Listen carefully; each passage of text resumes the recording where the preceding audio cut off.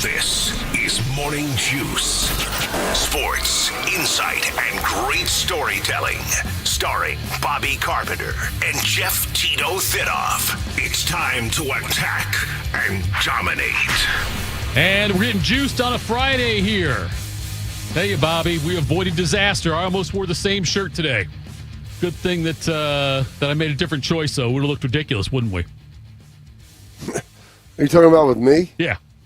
Almost the same shirt you wore. You know, think about that. Congratulations.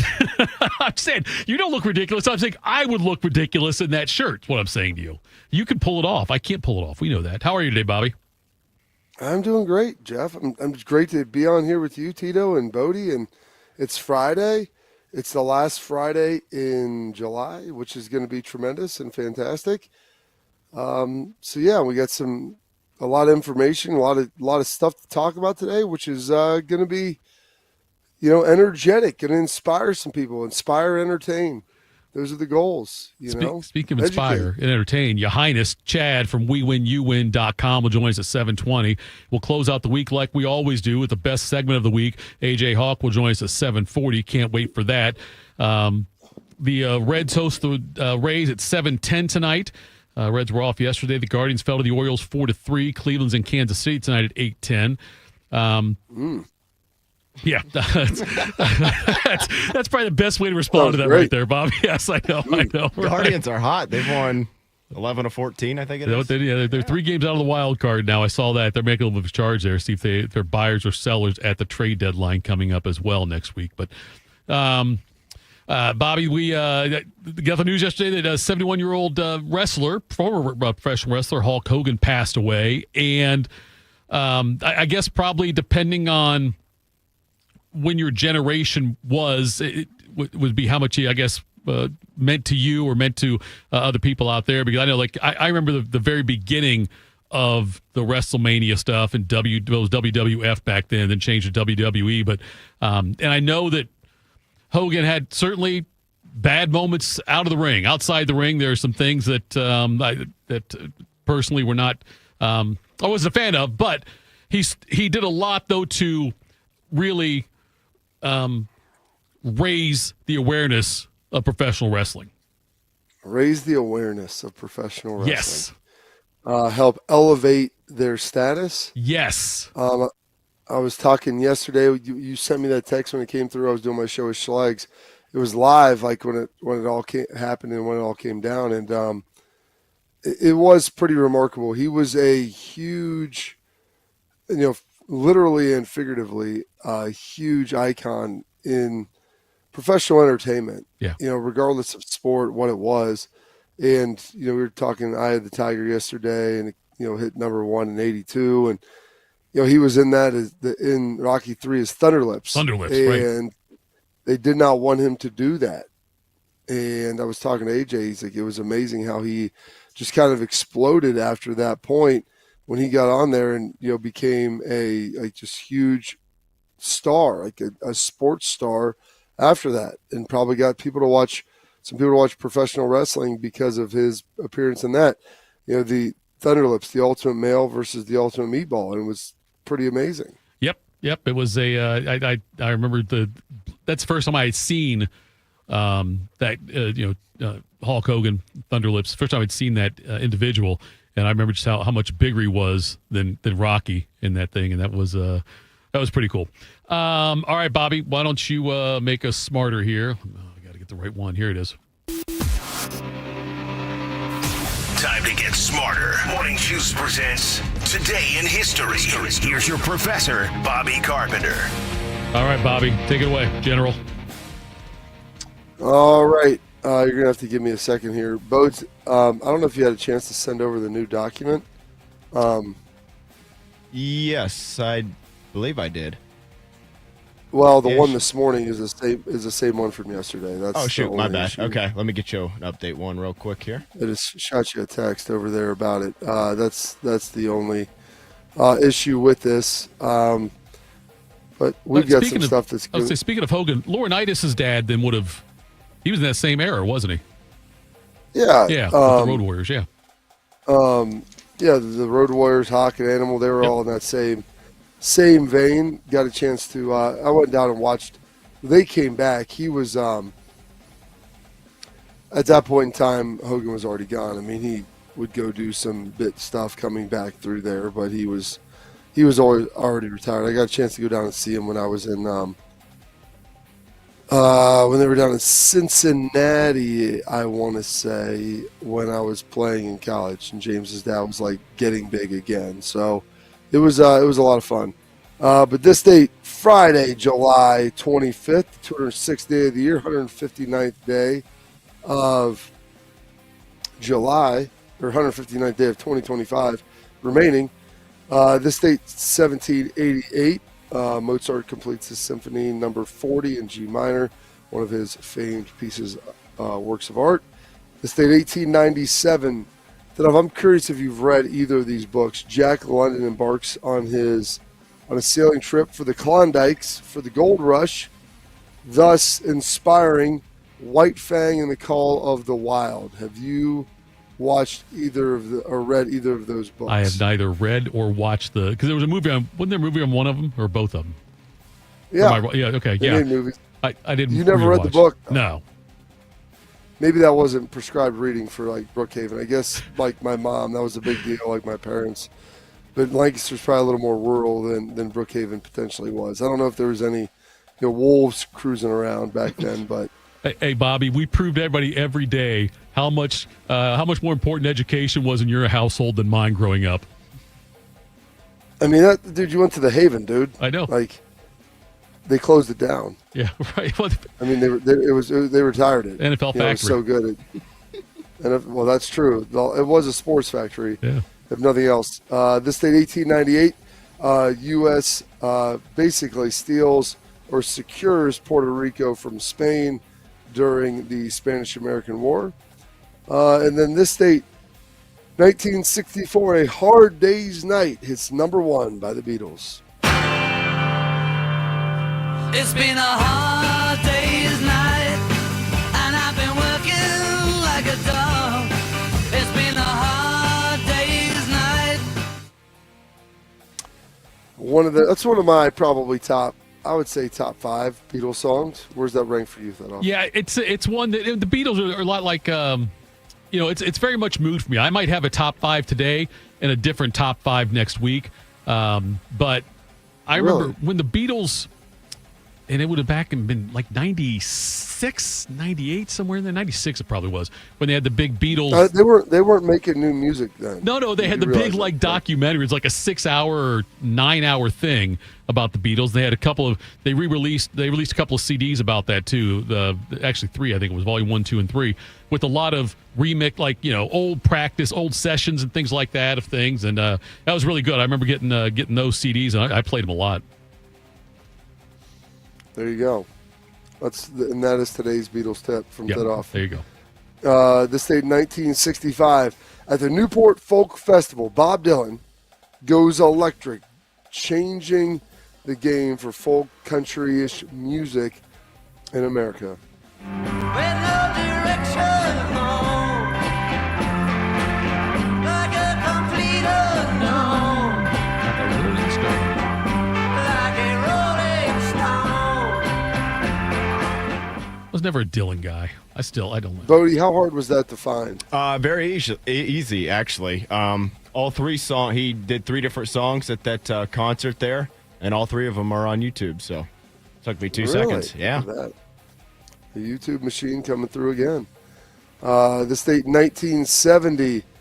The Long to Be Close by You by the Carpenters hits number 1. You walk by just like me. They long to be close to you. That was a big deal for our family, Thitoff, to get to that number 1 spot. That was for the Carpenters. I figured it would be. For Aunt Karen. Did you have any kind of blood relation with the Carpenters at all? Like any distant thing? No, I don't. No, my dad always said that we did, but my mom said he was lying. So I don't think there's any truth to that. What I did wish I had a relation to was the Doobie Brothers, because in 1973, China Grove is released. People of a kind of strange, and the power where they came. Where you talking about the time I grow?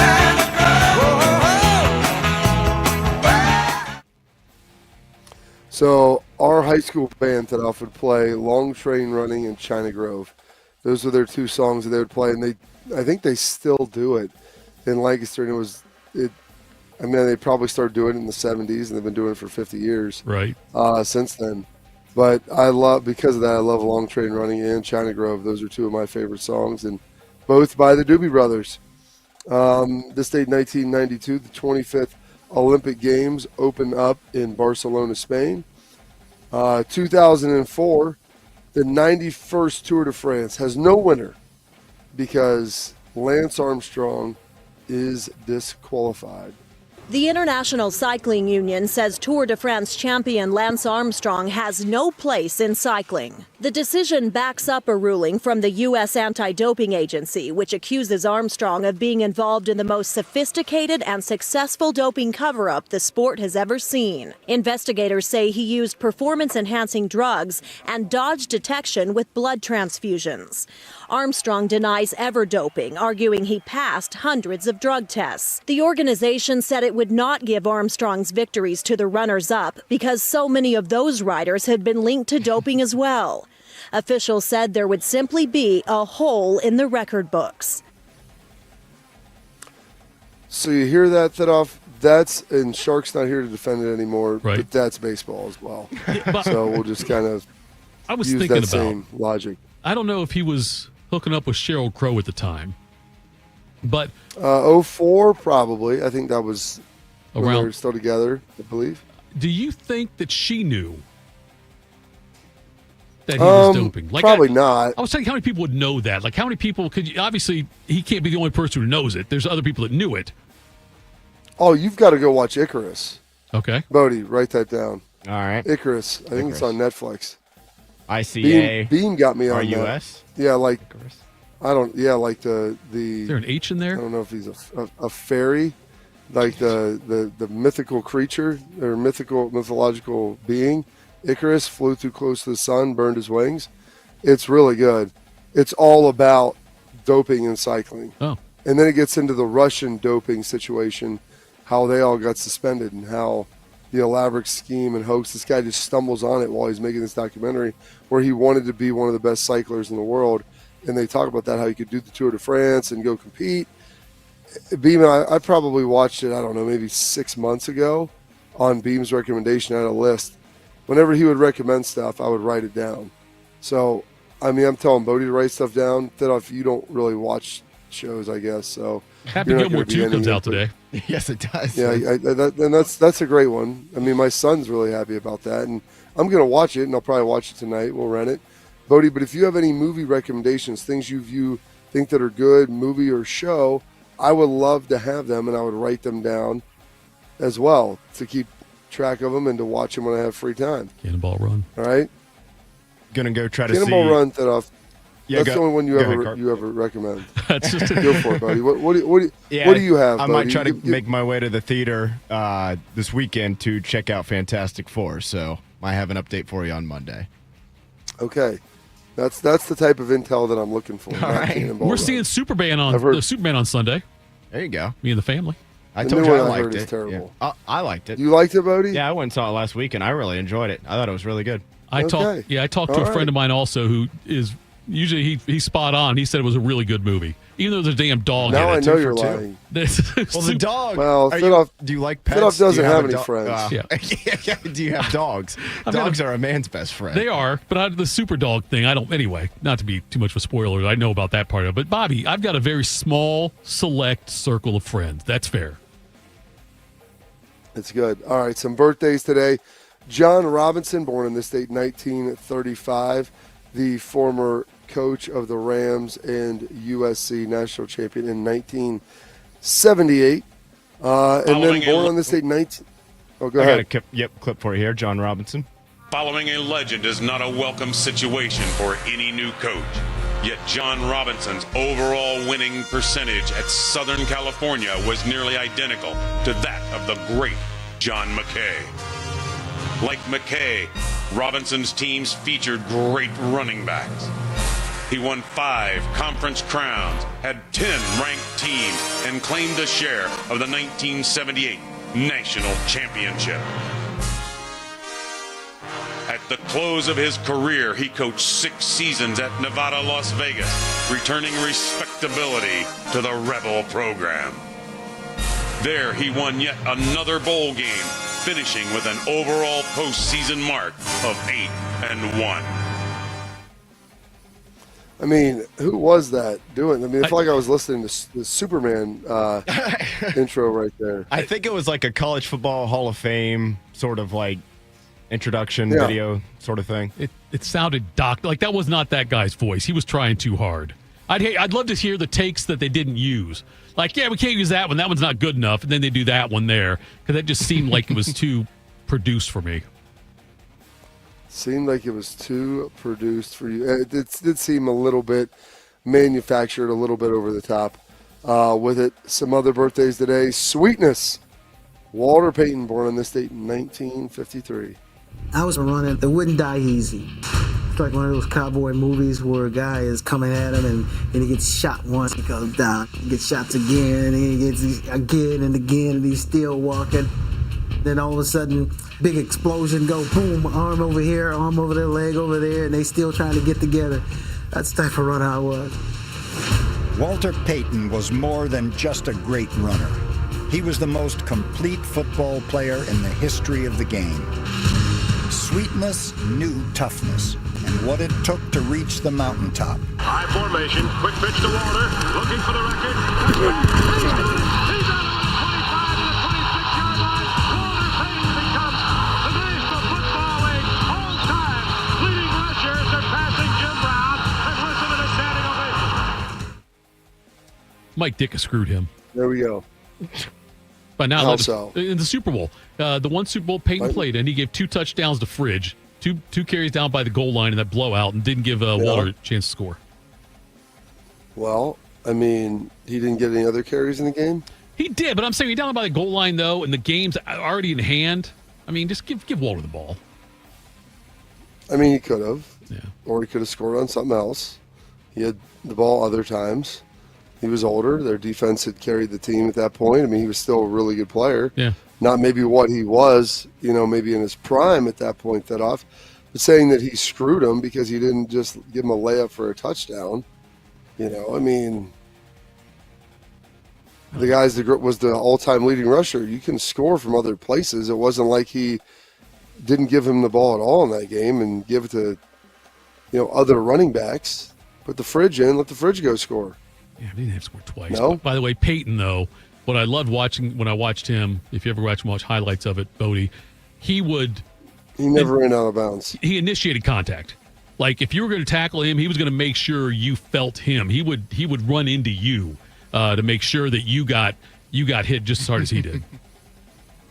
Yeah, he never ran out of bounds without initiating contact at some point in time. Other birthdays, and this kind of stung with how old he is. Matt LeBlanc, most notably known from Joey off of Friends, turning 58 years young today. Oh. All right, Rach, the big question is, does he like you?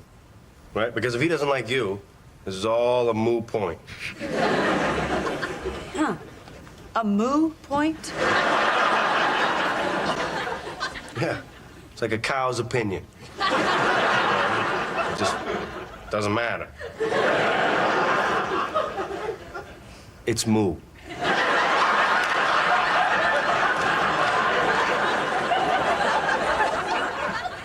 Have I been living with him for too long, or did that all just make sense? Oh, little Rembrandts, too. Good job out of that, Bodie. Have you watched Friends, Bodie? Did you go back and watch it in syndication? No, I never have. Anytime I've ever seen it, it does make me laugh, so maybe I should add that to the list, but I've never sat down. I've never even sat down and watched a full episode of it. Really? Yeah. That's okay. That was Not was that the I've tried to first avoid series. it, just never got I never around have to either. it, I guess. I've never watched a full episode either. Really? Thitoff? Yeah, I never have, yeah. That doesn't surprise me because you all my friends watched it back then when it first. It was like a lot of the women I used to work with at the Damon's office would get together and watch it every week and make a big deal out of it. Thursday nights, 8 o'clock. It was a big deal. It's a huge deal. And Bodie, it was a show you were watching before any type of DVR, TiVo, or anything like that. So it finished up at 04. It was the first show that I watched kind of as a adolescent into an adult, that every Thursday at 8 o'clock, like people were rushing home, trying to get home from basketball practice, different things. And there were some that I didn't see live, but I've watched them all in syndication. And what's interesting is our babysitters would watch it. I'd come back, my wife and I'd come back, and they'd be watching. It was on Nick at Night and different things, and they had seen it all and watched it all in syndication. So, ending in 04, that's got to be probably one of the last shows that like a huge amount of people was like, I need to be in front of the TV on this night at this time.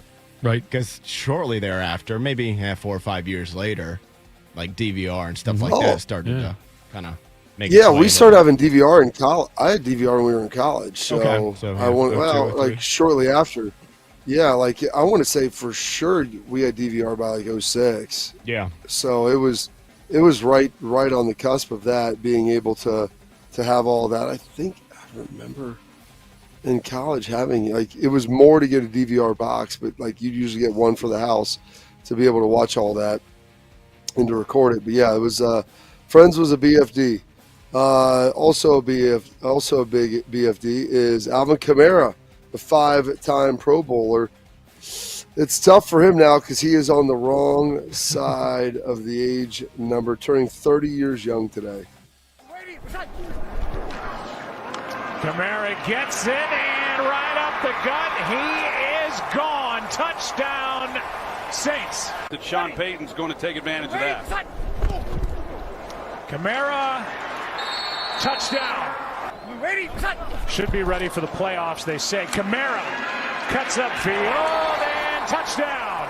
Swimming in just some really tough running. Kamara again, how about 4? Touchdown. Kamara looking for 5. He's got it. Touchdown, Saints. Kamara in at tailback. He's got 5 rushing touchdowns. And now 6. Tied for the most all time. Even though Walter Payton was dead by then, I think he got screwed by Sean Payton by letting go into the 6th there, Bobby. Just my opinion. Of course, absolutely. Sean Payton, Mike Ditka, Bill Parcells. Oh, yeah. Bill Walsh, maybe even, also screwed Walter Payton as well. I mean, just get in line, if you will. Turning 24 today, former number 1 overall pick Bryce Young of the Carolina Panthers, and then passing away on this date in 1997, one of the great golfers of all time, Ben Hogan. Well, the most important thing in a golf swing to me is the movement of the lower body from the top of the swing. And if you don't mind, I'll demonstrate. First off, you start down below with your knees and your hips. At the top of the swing, you move the lower part of your body, not your shoulders, the lower part of your body, letting your arms and hands follow, bringing you into position to hit. But this is the first movement there. Then you release at the bottom. Most people do it entirely opposite. They rotate their shoulders first instead of their lower body. As a result, they come across the ball and hit the outside of the ball instead of the back of it. Those videos never work for me, Bob. I'll watch the videos before I go play golf, and I'll get out there. It doesn't change me at all. Well, there you go. I mean, he's one of the greatest. Yes. Do you think it's ironic that him and his brother or uncle passed away one day apart? Him and his uncle did?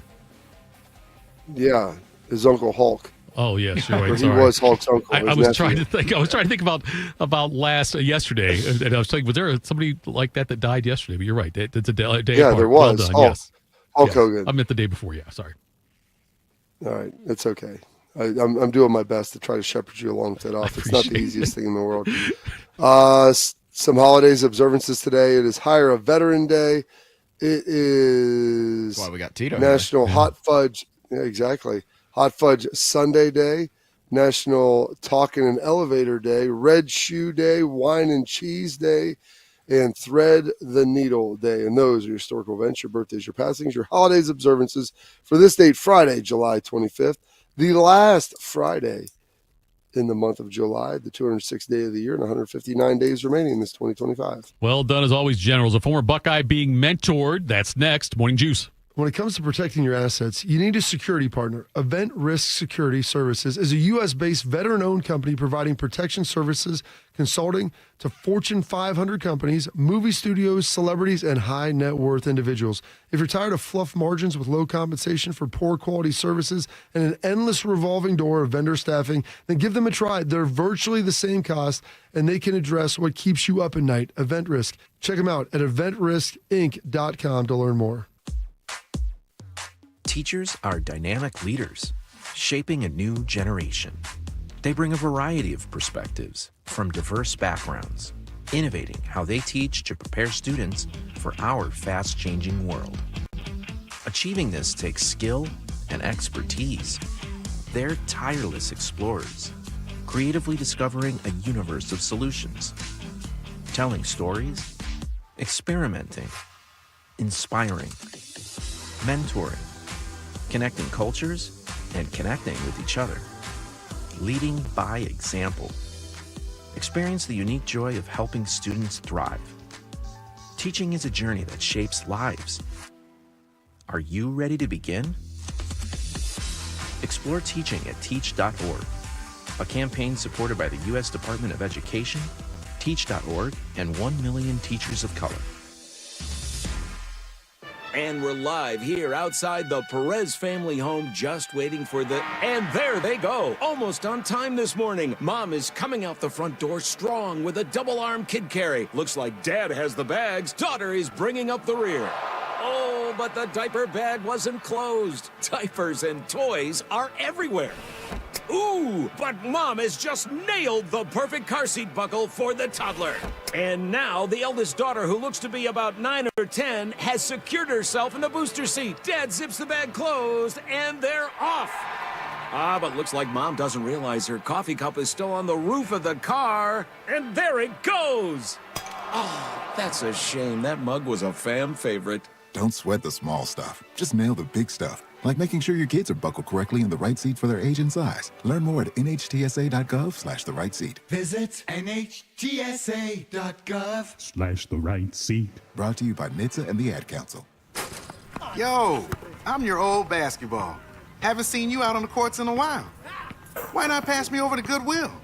Donating me helps Goodwill's mission to provide career training and support services right here in the community. And that's a slam dunk. Donate today. Hey, I got next. To find your nearest Goodwill locations and to learn more about our mission, please visit goodwill.org. Goodwill, where your things start new lives. If you're looking for the inside scoop on the Buckeyes, you've come to the right place. This is Morning Juice. Morning Juice. Training camps going on, Bobby. People are showing up there in the NFL.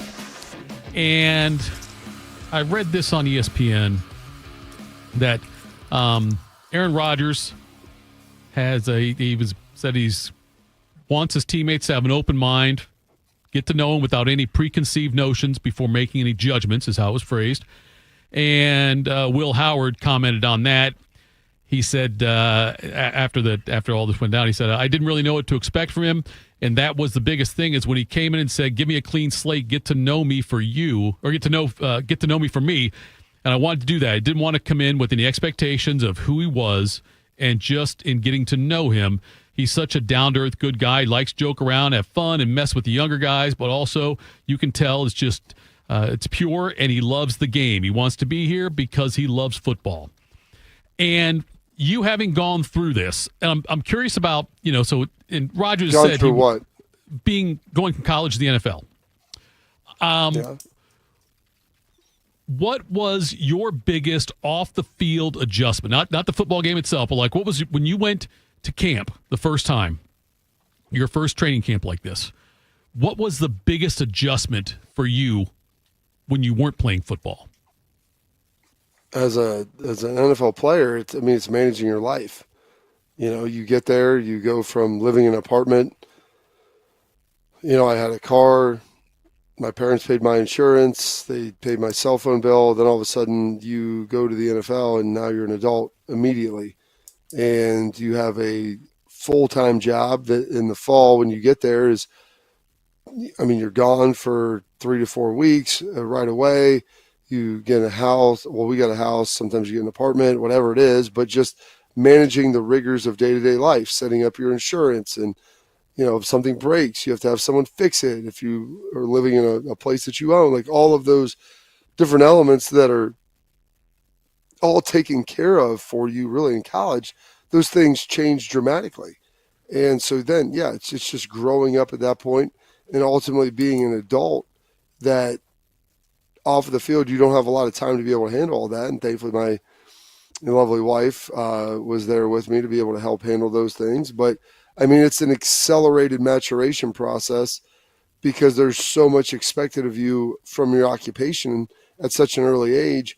And you're moving to a new city and there is no like, hey, we're going to move here and figure it out. It's like, move here and then you're working all the time. So it is a much, much tougher process than probably it would be otherwise. You mentioned accelerated. I feel like the adjustment on that, it's almost an accelerated promotion. It's like you started a company like as a part-time worker or something and then worked your way up and got to be familiar with the system and grow with your promotion. You were like overnight. I got to believe your head was spinning for a while. Having your dad gone through it as well may have helped you. I'm sure the off-field stuff's a little different when he first got there, but I was trying to think of what Will Howard, how big of an adjustment things like this are going to be for him, from going to, Ohio State. I don't know, maybe Ohio State's close to an NFL program now, but still, for you, go ahead.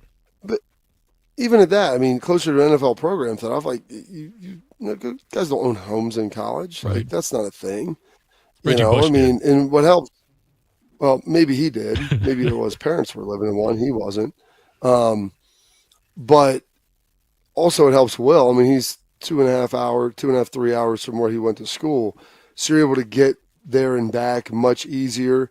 And plus he's probably only a couple hours, maybe 4 or 5 hours from where he grew up. Maybe not even that. And so just the proximity to be able to get people there to help you. Like when I moved down there, I flew down and we're working out and doing everything else. My dad drove down with my wife and 2 of my brothers, and pulled a trailer with furniture and other things and personal effects to help move into our house. I want to say the week before the 4th of July. And so because we got a chance to come home for 10 days and I didn't want to have to spend those 10 days flying around and moving back and forth. I wanted to enjoy it and come back and see friends and guys that, I had played with before we left. So there was all of that stuff. So thankfully for Will, it's a little easier, but you're talking about preparing you. Closer to an NFL program, maybe there's guys now because they have a little bit of money, but still you're at a point in your life, where you have a finite time that you're going to be here. Guys, and there's no real place to buy houses around campus. And most guys don't want to go live in a suburban area, and maybe some do, but that's not, at least at this point, that's not the paradigm that most of those guys are living in. They're still 18 to 22 years old, and while they may live by themselves, they're still living in apartments and they're still living close to campus, and a lot of things are still done for them by the university, which changes dramatically once you get to the next level. Was there a mentor for you? Was there a player from Dallas who took you under his wing and tried to help guide? I know, like I said, you had your wife was a great support system for you down there, your father and your brothers, and your mom coming down, things like that. But was there an NFL player that took a particular interest, said, this is how you do things?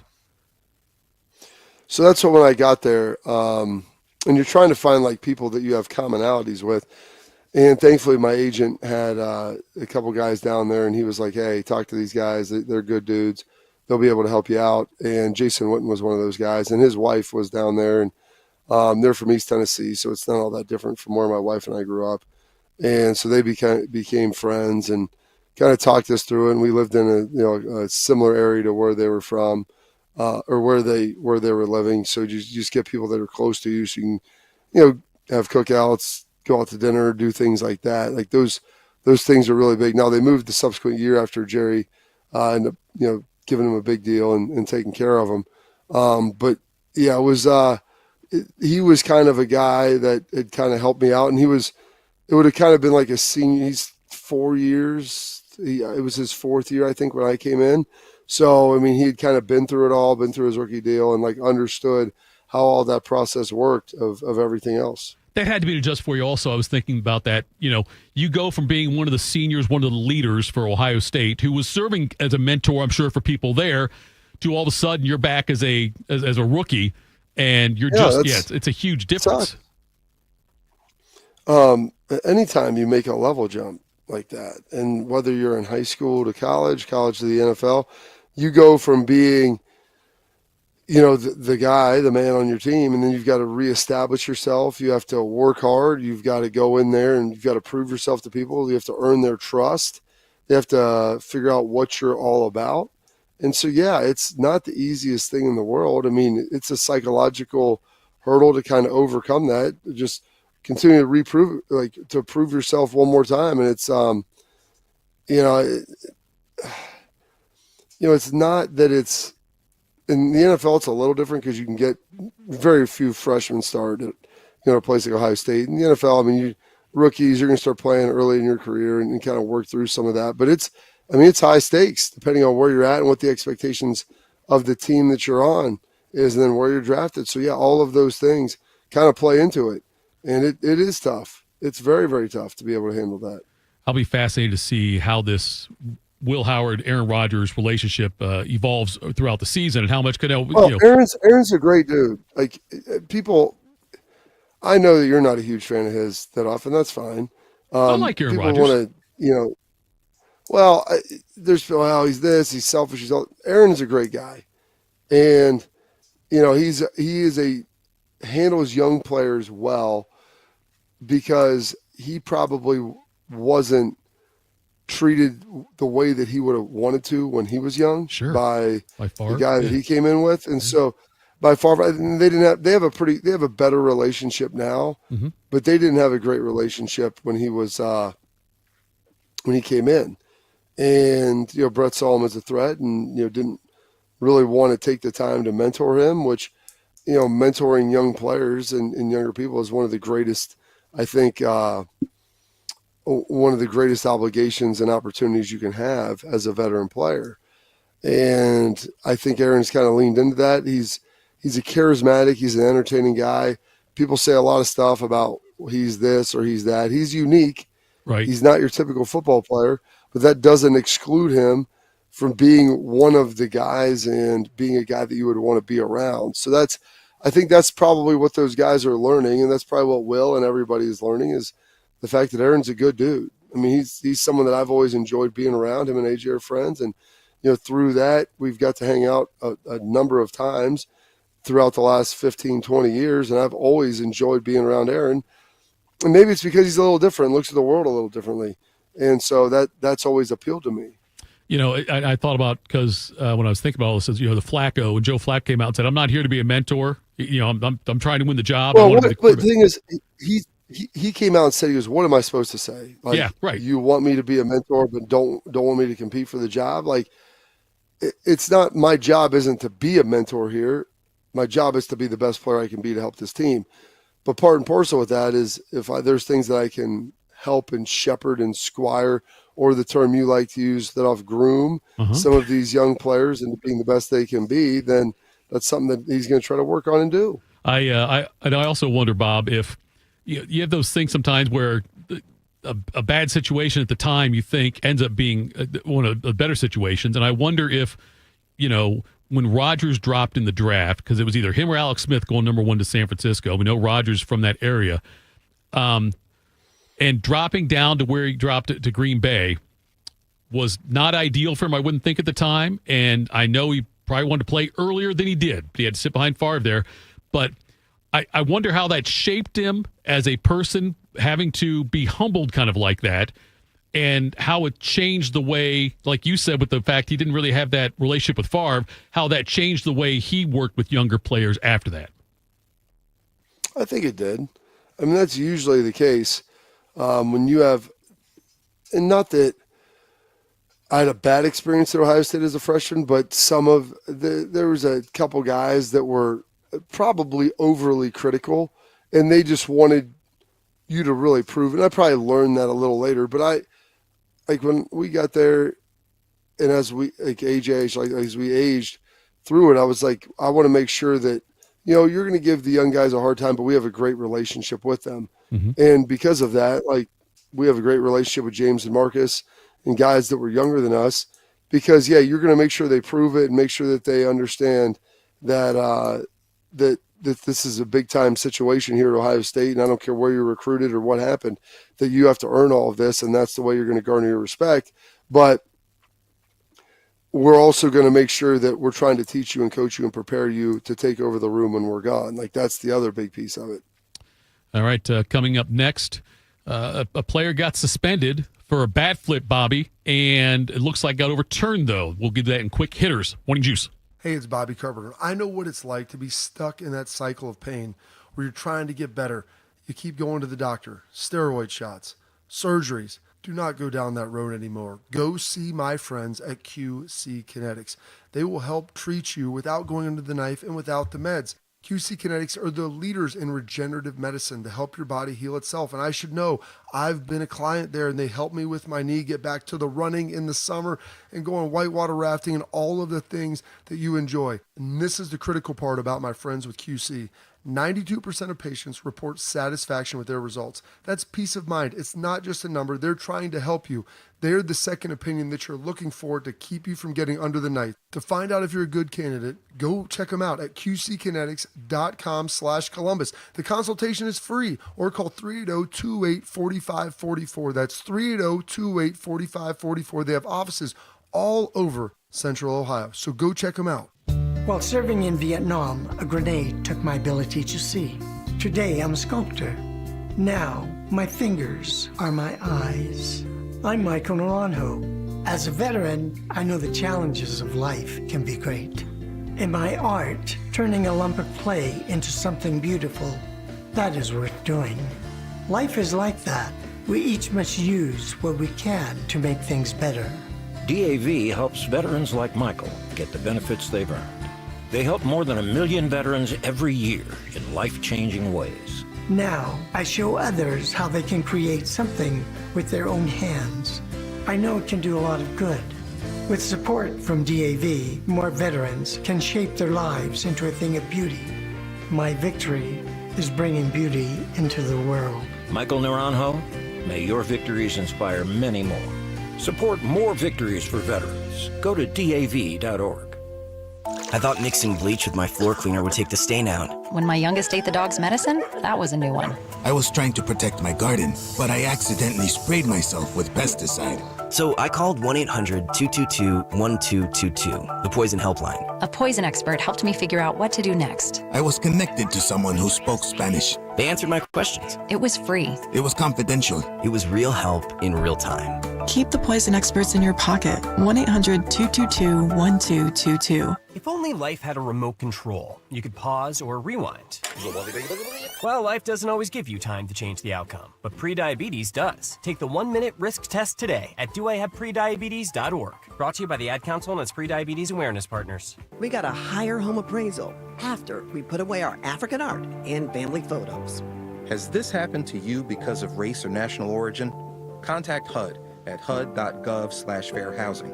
A message from HUD and the National Fair Housing Alliance.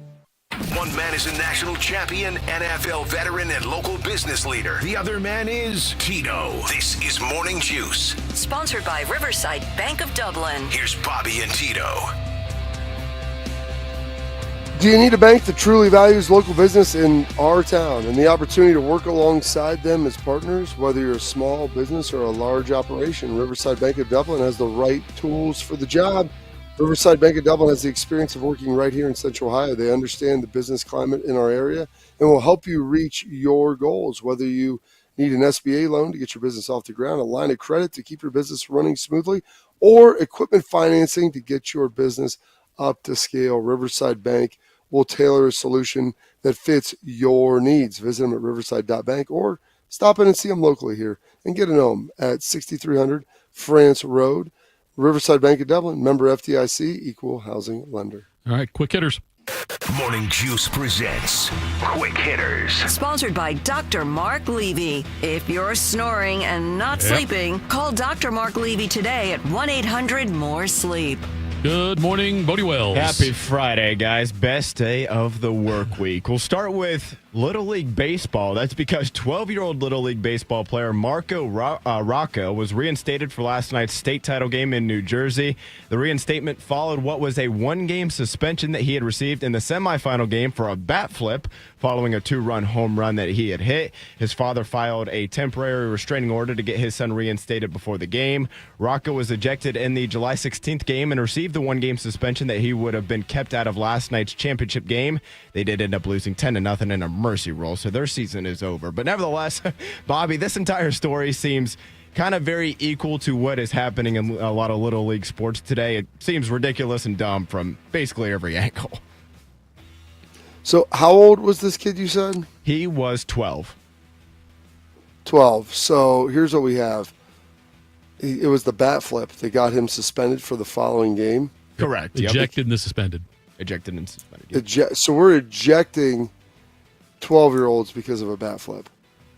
And then subsequently, we're filing a lawsuit and getting an injunction for him to be able to play for 12-year-old baseball. Like, what are we talking about here? Bobby, appendix. Where are we at? Well, I mean, Thitoff, this is how ridiculous the umpires are. You're going to eject the kid for a bat flip. Like, why? I would think you just talk to him. Can't you just say, hey, kid, don't do that? You know what I mean? I mean, you want to penalize him or do something, but we're ejecting him to where he can't play the next week because of a bat flip and the state tournament? Like, really? Is this where we're at? In that game, Bobby, if he wouldn't have played, that game, we just found out, they lost 10-0, but that was potentially, I believe, for a spot in the Little League World Series that he would have missed. But, yeah, I guess Appendix B of the safety code for Little League states that no time should safety code. It's not Appendix A, it's Appendix B. Code. At no time should horseplay be permitted on the playing field. And well, that's a pretty broad term. The family was told what's horseplay? Yeah, the family was told his actions were unsportsmanlike and horseplay. And what's horseplay means something different to everybody, So yeah, I don't know, Bobby. It seemed like in those situations, especially when you're 12, I know that these kids are playing, they're playing at a higher level than a lot of 12-year-olds are as far as what's on the line by maybe Little League World Series and things like that. But it still seems to me like it could be an opportunity for an umpire just to warn him about it and just say, look, you're not supposed to do that, and as opposed to ejecting him right away and then tell him he's got to sit out the next game. That just seems like overkill to me. What's one thing? If you want to eject somebody, that's fine. But, like, you're telling me that they're going to be suspended for the next game? Like, what is this, a targeting call for flipping a bat? I mean, if you get in a fight, that's one thing. But, like, we're talking about some, to quote the general horseplay. Yeah. Like, that's a very subjective measure that you're going to throw a kid out and then he has to sit out the next game as well. Like, that to me is what's ridiculous. I think if I were him, I would get one of those, like, wooden sticks with like a horse head and wear it out there, take it out there, ride it out there next time when I bat. Because that would be more horseplay, I think. Oh, and also the video was making the rounds on Twitter. You could find it, and it kind of pans to the ball going out of the park before it goes back to him flipping the bat. So you kind of missed the first half of it. But like, I mean, he gets some air. He gets some air under it. But like, it's clearly in foul ground. Nobody's around. Like, it was a significant bat flip, but it was not anything worthy of a ejection or a suspension. In the NFL here, they are breathing a big sigh of relief today in Florham Park, New Jersey, as Justin Fields, who was carted off of the field during Thursday's practice, only suffered a dislocated toe injury, and he avoided anything more serious than that. The Jets said that Fields is considered day-to-day for right now, but he is expected to be ready to go for the Week 1 matchup against the Pittsburgh Steelers. It's a bit of a bad break for Fields. He's going to lose some much-needed training camp reps, but Tito, nevertheless, this is very good news for him that he at least avoided anything too serious because when you get carted off the field, I think him and the Jets were probably fearing the worst when he went down. Oh, yeah, the hyperbole of it by saying, the news comes out, and, the different guys reporting. I don't know if Schefter was one of them, but other, big-time NFL reporters reporting Justin Fields was carted off at practice today, and it looked like a lower leg injury. Now, granted, the dislocated toe is part of the lower leg, I guess, at the end of the leg down there, but... it's just about as good as you can get. I really hope he gets back quickly. Bruise on the legs a long way from the heart. Yes. I walked right into Put that your one. Gear on. Yeah, right. Can he hurt it worse? Yeah, what's the deal with Justin? Ever had a dislocated toe, Bobby? I have not. I've had turf toe, and I've had some issues akin to that. I've never had a dislocated. That's pretty good though for Justin. You want to see him get back because he needs to get the reps with that offense. But at least he wasn't like Bodie's guy, Paul Pierce, where they put him in the cart, wheel him off, and then he reappears at practice at the same time. Exactly, because he crapped his pants. We'll stick with the NFL here, guys. After playing last season at 464 pounds, just going to read that again, 464 pounds for the Florida Gators. Defensive tackle Desmond Watson has been able to slim down to about 450 pounds, so he's down about 15 pounds or so, give or take, after signing with Tampa Bay as an undrafted free agent. Despite that, though, Watson opened up training camp on the non-football injury list due to his weight. Tampa Bay head coach Todd Bowles told the media it was just about trying to get him better, to be a healthier player, and getting him on the field a little bit more. That's kind of where I'm at right now. He's working at it, and we're working with him, and that's all you can ask right now. It's hard to imagine him at this point being a 3-down player, Bobby, but hopefully he can keep working at it, slim down some more to at least potentially be a 2-down player for Tampa Bay. Yeah, because it would take him. Also, the problem is, Bodie, it would take him 30 seconds to get on and off the field. He'd get more gas running on and off each and every play. And so Bowles sees something in him. There's obviously a unique skill set that he has, and that size is an element of that. But he still has to be able to get down to be able to play. And a lot of coaches, they just say, I got to go try to make the team at this point. But he's got a little bit of Parcells to him about how he's going to work with this and how he's going to do it, and try to get this guy in the best situation that he can to be able to make the squad. So he's got a lot of work to do, but we'll see if he can get it done. This is the guy who should be carted off the field in between plays because he can get off the field quicker that way, Bob. We can get the switch over. They signed him at 449 or at 464. Now he's 449. That's what one of the deck chairs on the Titanic. It's like a deck chair. Yeah, that's what that is right there. But yeah, I understand. Look, you want him to get smaller, but you signed him at 464. You must have seen something in him, but he must have had some skill at 464 for you to sign him. I just hope it doesn't turn out like most comedians do when they lose weight and they lose their humor. Because too many fat comedians get skinny, Bobby, and they're not nearly as funny. Or they get really in shape. Well, that's the drugs, Thitoff. The drugs help keep you skinny. You stop eating as much. And I don't know what your secret was to losing all that weight, but I mean, usually that helps thin you out, the drugs and the alcohol, the booze. You just quit eating as much food. Yeah. So I don't know if he can really do that. Is that stuff on the NFL banned substance list at all? Ozempic or anything? I don't know. Well, I mean, yeah, I think so. Those high-level amphetamines. Yeah, you're not going to be able to do that. But it's they knew what they were getting, and that's why I guarantee you they gave him a target weight and said, you need to be at this level before you can play. We're going to help you get there. And he's maybe not going as fast as he's lost, about 25 pounds, I think? About 15. Like you said, that off. 15, okay, not 25. He probably should have lost 25 by now when you got that much to lose. And the aforementioned deck chair off the Titanic, that was Bill Parcells' famous line. So I guarantee you Todd Bowles has used that on him so far, sounding like one of the Wayans brothers just looking over at him as he's lost 15 pounds. I mean, he should have lost, I bet he could have lost 3 or 4 pounds a week going back to when he was drafted, and he probably could have lost 30 or 40 by now if he really wanted to. Did Ohio State make Schlegel lose weight when he first showed up on campus? And is there another player they should have? They did make Schlegel lose weight? Oh, 100% they did. Fick told him, he was like, there were terms that he used that were inappropriate to repeat. But yeah, I mean, he had to definitely lose weight. He came in at like 265. Now he got down like 250. He probably should have played at 240 something. But Yeah, 100%. Like in college was different than the NFL. They couldn't find you to do stuff back then. So it was a little bit different. But now it's so with the program involved. I mean, Mick, they weigh those guys in every day. You've got 2 pounds on either side that you can be within. If not, there's going to be punishment to be had. I think, Bobby, it's got to be impossible to be out of shape at Ohio State with Marotti there and with how closely they monitor it. You know what I mean? Well, it's just it's the monitoring is what it is.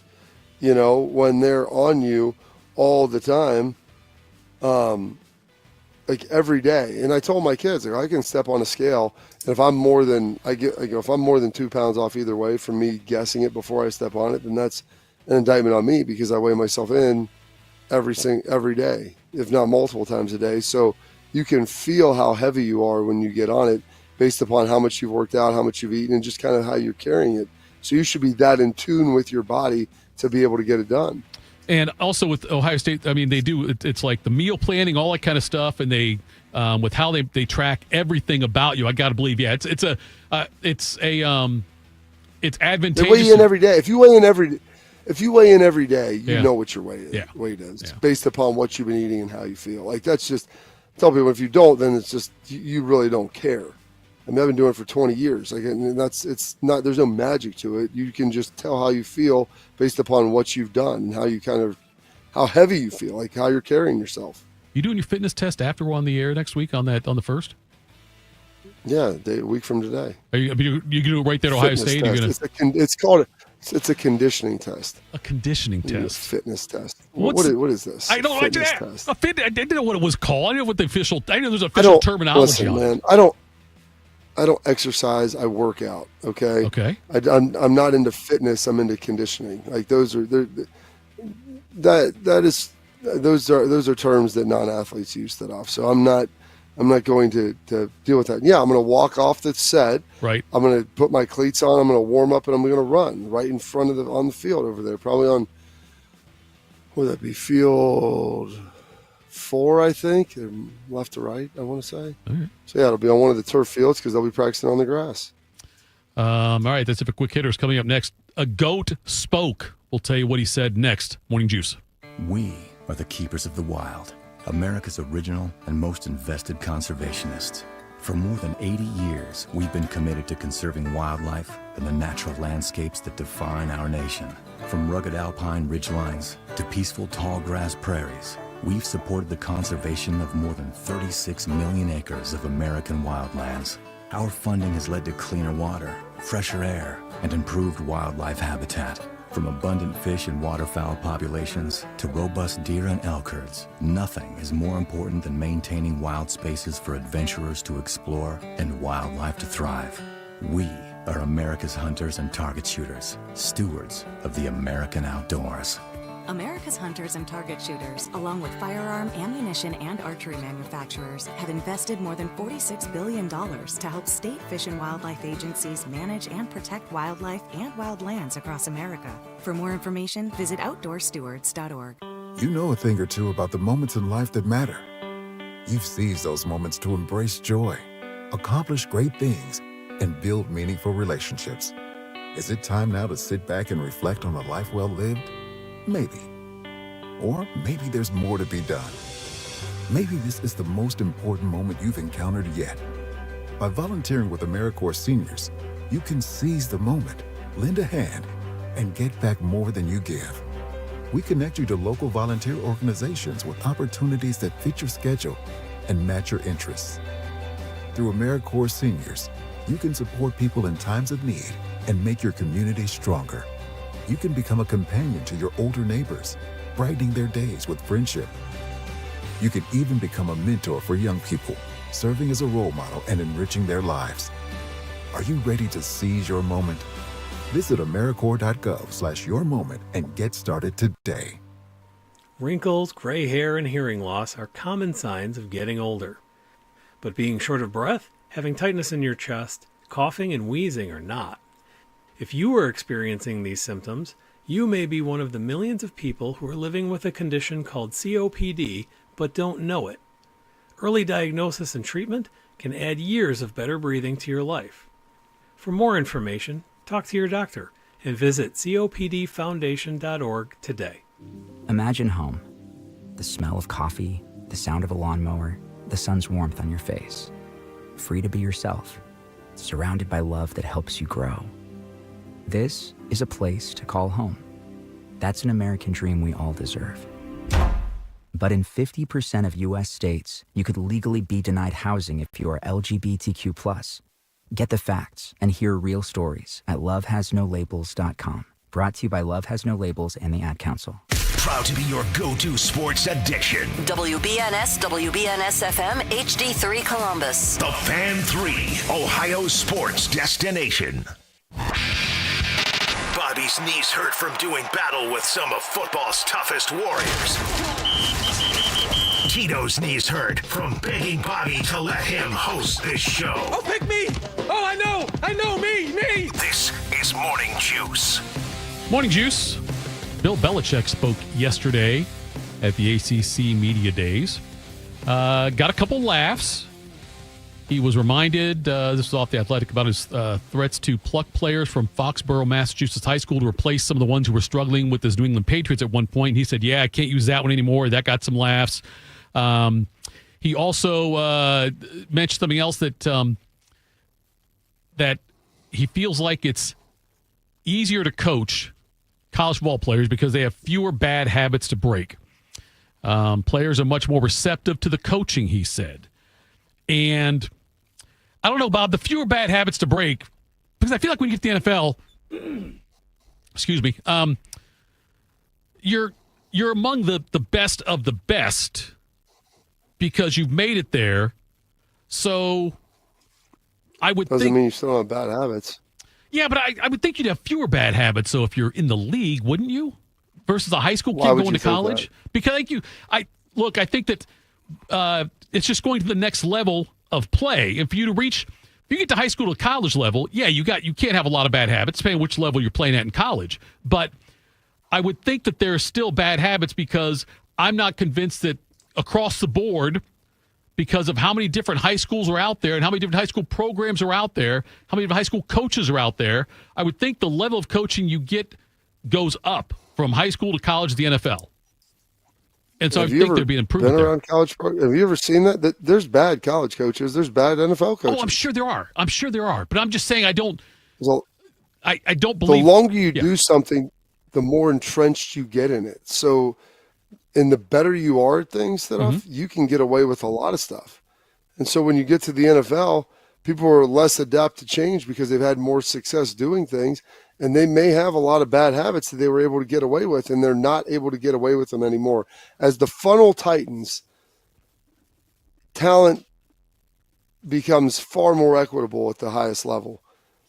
And with that, then your skill set and your technique are magnified. Mm-hmm. And so you can't get away with things the way you used to. That's what he's talking about. There are guys that have terrible habits that have always just been really great players, and they've always been able to overcome them because of their sheer athleticism.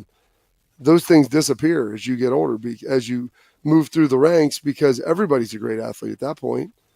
So it's a much different paradigm that you're living in.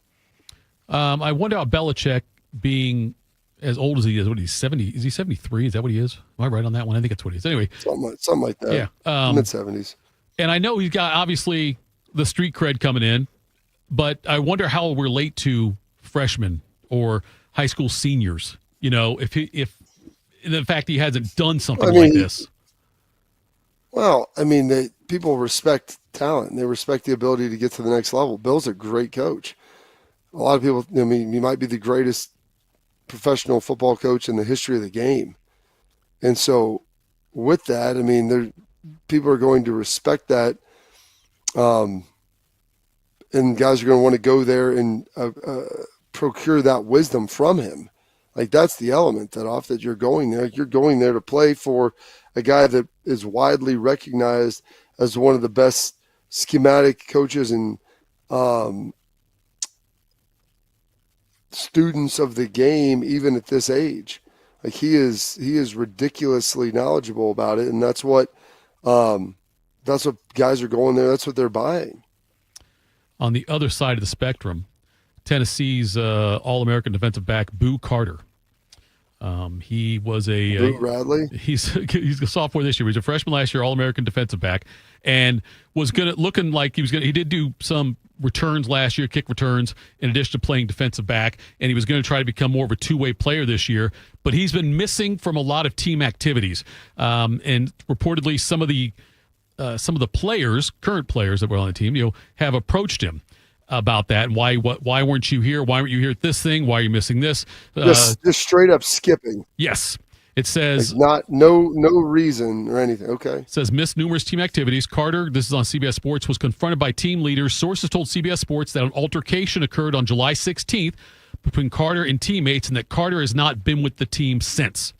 And this is something else we're going to live with now too, is that there's also a report out there that he's changed agents, representation. And when Tennessee, you said. Yes, the Knoxville News. University of Tennessee. Yes. Okay. The Knoxville News Sentinel reported they reached out, or Carter they said it's not like the Nico situation is what they said. It's what was told to them. A program source said that to them. And while he's been away from the team, he's got different representation. They've hired Omar Cooper, who also represents Ace Bailey, the first-round pick for the Jazz. And when they reached out to the guy he thought was representing him, he said that his former agent, Isaac Connor, said the lack of clarity in the situation, and here's what he said: I did represent Boo, however, I'm not sure I still do. He has been non-responsive, and so has his mother. And then he said they posted something about Omar Cooper representing him and advising him now. So I can't. This is the second time something like this happened with Tennessee, where there's been some kind of dispute with a key player.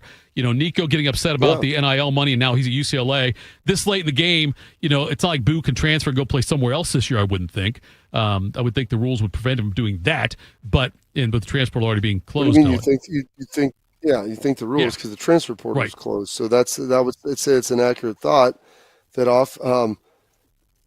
is the crap you get, and when you recruit guys like that, this is the reality of what you have to live in, and it's going to be uncomfortable and it's going to be terrible, and you're going to have to deal with this nonsense. But that's the function of when you bring a player like that onto your team, you get what you deserve. Like, there's no surprise of what they are ultimately seeing. Like, they knew. I guarantee you, they could have probably. If you're recruiting a guy like this, you can sense that you're going to have issues. Now, maybe you don't, but there's potential for those. And you're just saying, well, he's so talented, we'll figure it out, and we'll be good to go. But now you're dealing with all this nonsense, and it's a distraction to your team. And after this on the heels of the Georgia recruit, the Georgia commit, who was charged in a drive-by shooting recently. Well, we've all been there. We've all been there. But all these things and all the different things, Bobby, that's going on with Georgia's program and some of these other programs out there as well. It just. I think Bodie, so what's that? Kids being kids, Bodie? That's what it is. Yes. I mean, he'll fit right in at Georgia. He might start day one for the Dogs. He didn't shoot. I mean, it didn't connect. He just shot at. Just fired bullets. But Bob, though, this just makes me appreciate even more what Ohio State's been able to do with the people they recruit. Like, that's what I go to when I see something like this happening. Tito. What's that? You win with people. Yes, you do. People, yeah. When I see things like this, Bob, it just makes me. I get more and more amazed with the level, the character level of the people that Ryan Day brings in and the culture they've developed. That Ohio State's not having any of this kind of crap go on. Where like Tennessee and Georgia are having. Yeah, you don't have to deal with this nonsense because you don't have to bring in these type of players. And Ohio State doesn't deal with that at all. Like, they're not going to mess around with any guys like that. They don't have to bring those type of guys in, and so they don't. And when you're talking about that, Ryan always says the number one thing they're trying to do is bringing guys as a culture fit. And especially you start messing around with guys in the portal and bringing guys in like that. I mean, it's even more dangerous to disrupt. So you don't want to have to be dealing with guys that your coach or your teammates, rather, are having to go there and sit there and talk to them about their skipping things, just not showing up. Like, what are we talking about? It's some of the most ridiculous stuff that I've ever heard of. And so, yeah, they've got to find a way to deal with that at Tennessee, but Ohio State doesn't recruit those guys. When they go to recruit somebody, the talent is one thing and skill level is another. but they're never going to sacrifice character or sacrifice the human component or human element of it to get a player that they think is really good, because this is what you get on the other side. You get nonsense. You get crap like this that it just detracts from your team. And no matter how good they are, nobody's good enough to be able to have to deal with this, or training camp, or guys and workouts heading into August that they're just not showing up for. Like, what are we talking about? Yeah, and he was going to be a big part of the team this year. Like I say, All-American defensive back. He still could be on the team, I guess, but just, and he was going to do more two-way playing as well. Brookhaven, Thitoff. You got to show up and work. Switch. Oh, they worked at Brookhaven. Don't, Bob. They worked at Brookhaven. Those guys were studs. Every day? I consistently? Let's switch to the NFL. Christian Wilkins, defensive tackle. He spent his first 5 years with the Miami Dolphins. And then he signed last offseason with the Las Vegas Raiders, a 4-year, $110 million deal with $84.75 million guaranteed. Well, the Raiders have released him now. And they are saying that they don't want to pay him all the guaranteed money that he had remaining on his deal, because he was not. They recommended he get a surgery, how can I put it? He had a Jones fracture, is what he had on his left foot last October. And they said because of how he treated the rehab from the injury, the Raiders voided the remaining $35.2 million of guaranteed money left on his contract. They said that they wanted Wilkins to get a second surgery. He refused to. And now the Raiders are saying we're withholding this money. And Wilkins has filed a grievance through the NFL Players Association. They did that on Thursday, or June 4th to the 50th. Yeah, so the Thursday was the day yesterday.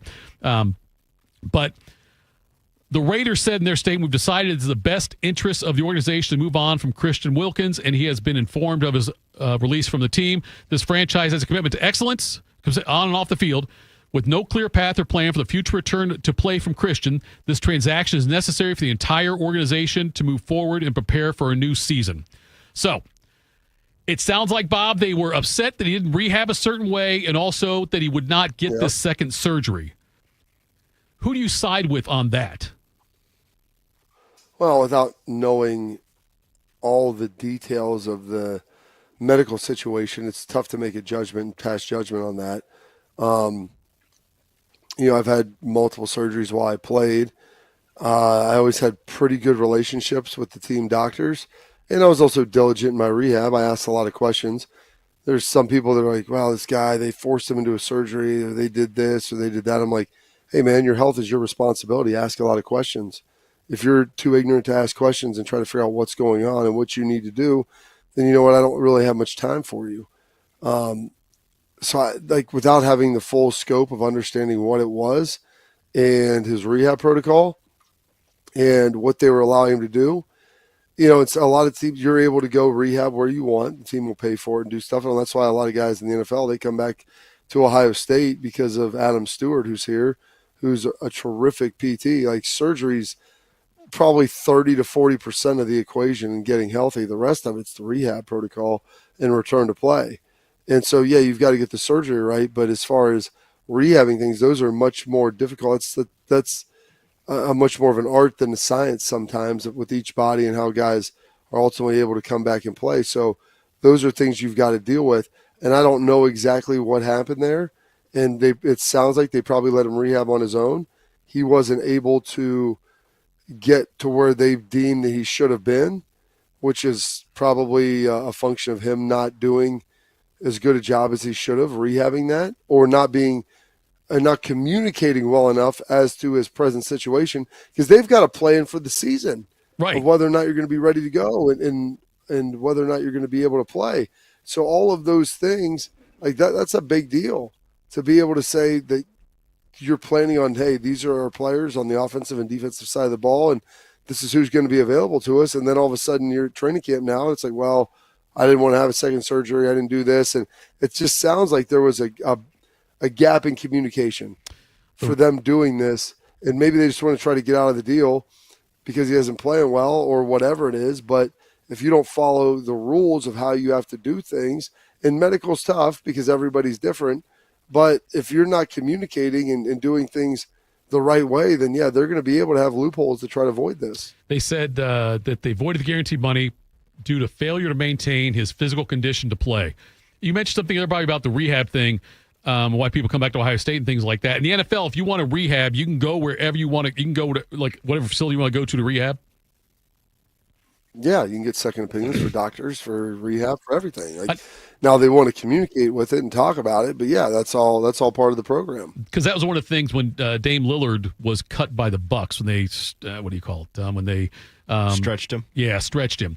And one of the contentions in that relationship that he was upset with the Bucks, and the Bucks were upset with him because he wanted to go and rehab his Achilles back in Portland, where I believe his kids still are with his wife or his family's still there. He wanted to go there and do it, and the Bucks wanted him to stay in Milwaukee and rehab there. And so that was a point of contention, which led to that. That's why I was asking about that, if you could go wherever you wanted to. And I'm not sure how the NBA works if he could have just done it, but here's the thing. I mean, that's him leaving the team during the season to go do that. Was that in the playoffs? No, that was during the year. It happened in the playoffs. It was in the first round against Indiana. But he's going to be out for almost the entire year, for an entire season coming up. And he wanted to go back because of, and a lot of times they let you do that. Maybe Milwaukee, I don't know, didn't trust it. Maybe they were trying to get out of the deal as well, and so they could play hardball with it. Generally, you're able to go do something if you have a doctor you're comfortable with. And your health is your livelihood. So a lot of times they're pretty good with, at least in the NFL, with that being the case. Now, they want it to be an approved physical therapist, and they're going to have like a lot of conversation with them because they're paying you to go do that. And in the NBA case, I mean, it's all guaranteed dollars. Saying you want to go back there because your kids and your family's there, well, that's convenient for you, but that's not a good medical reason to do it. If there's someone you feel more comfortable with, then I get it. And he was in Portland for a long time, so maybe there is someone there, but it's not like he's going to the Trailblazers facility to go get that done. He's not going to be able to walk in there and rehab that way. So he would just be going to, some general place, or maybe having someone come to his house or whatever. Right. But he would have to find like a licensed PT that he liked. And maybe he had somebody out there. I don't know. But if Milwaukee didn't feel comfortable that his setup was going to be what it should have been, then yeah, they're able to withhold that and press back on it. It's also that surprised me that, they last off season, they thought enough of Wilkins, the Raiders did, to give him a 4-year, $110 million deal and guarantee $84.75 million of it. And then, it's going to end this way on that. So they must have not have necessarily, I don't know if they made somehow it didn't work out for whatever reason. But we'll see what happens. They have a hearing next is what will happen after this. Well, everything ends badly, or else it wouldn't end that off. Remember that. It's not a cocktail. All right. Coming up next, guys, hold on. Have you seen that one? Have you seen that one? I've seen clips of it. I haven't seen the whole movie. I've flipped through and seen it on TV sometimes. I'm just telling you. These are movies, Bodie, that are like right in his era of wheelhouse, and they should be landing. And I don't know what you've done your whole life that off, like how you haven't seen more of these movies, who your friends are, what you've done as for recreational activities. What movie was it?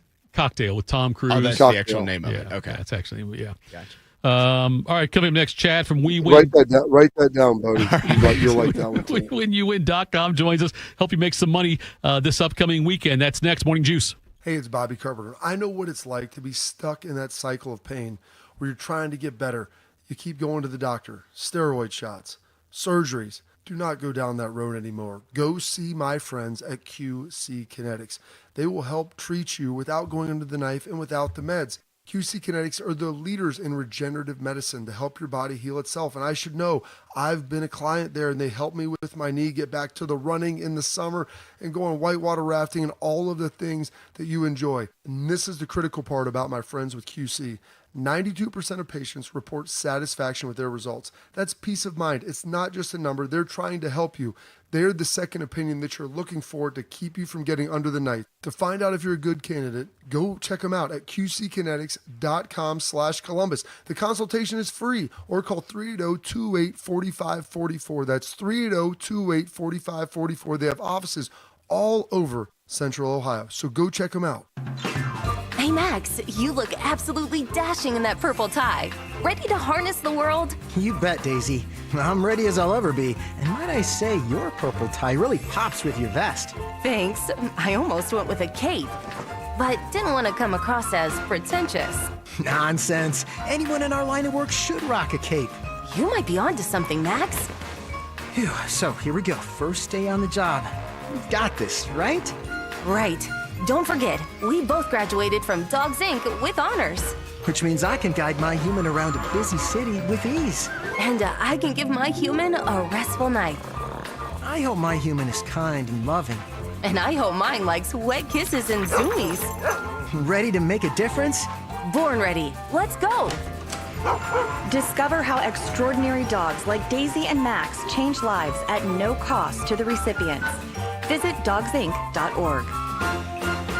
You wanted to be cool, which led you to smoking, which led to a pack a day. Then you met that special someone, which led to starting a life with them, which led to wanting to live longer, which led to quitting. Then you heard you may be at risk for lung cancer, which led you to getting a low-dose CT scan. If you smoked, get scanned. Talk to your doctor and learn more at savedbythescan.org.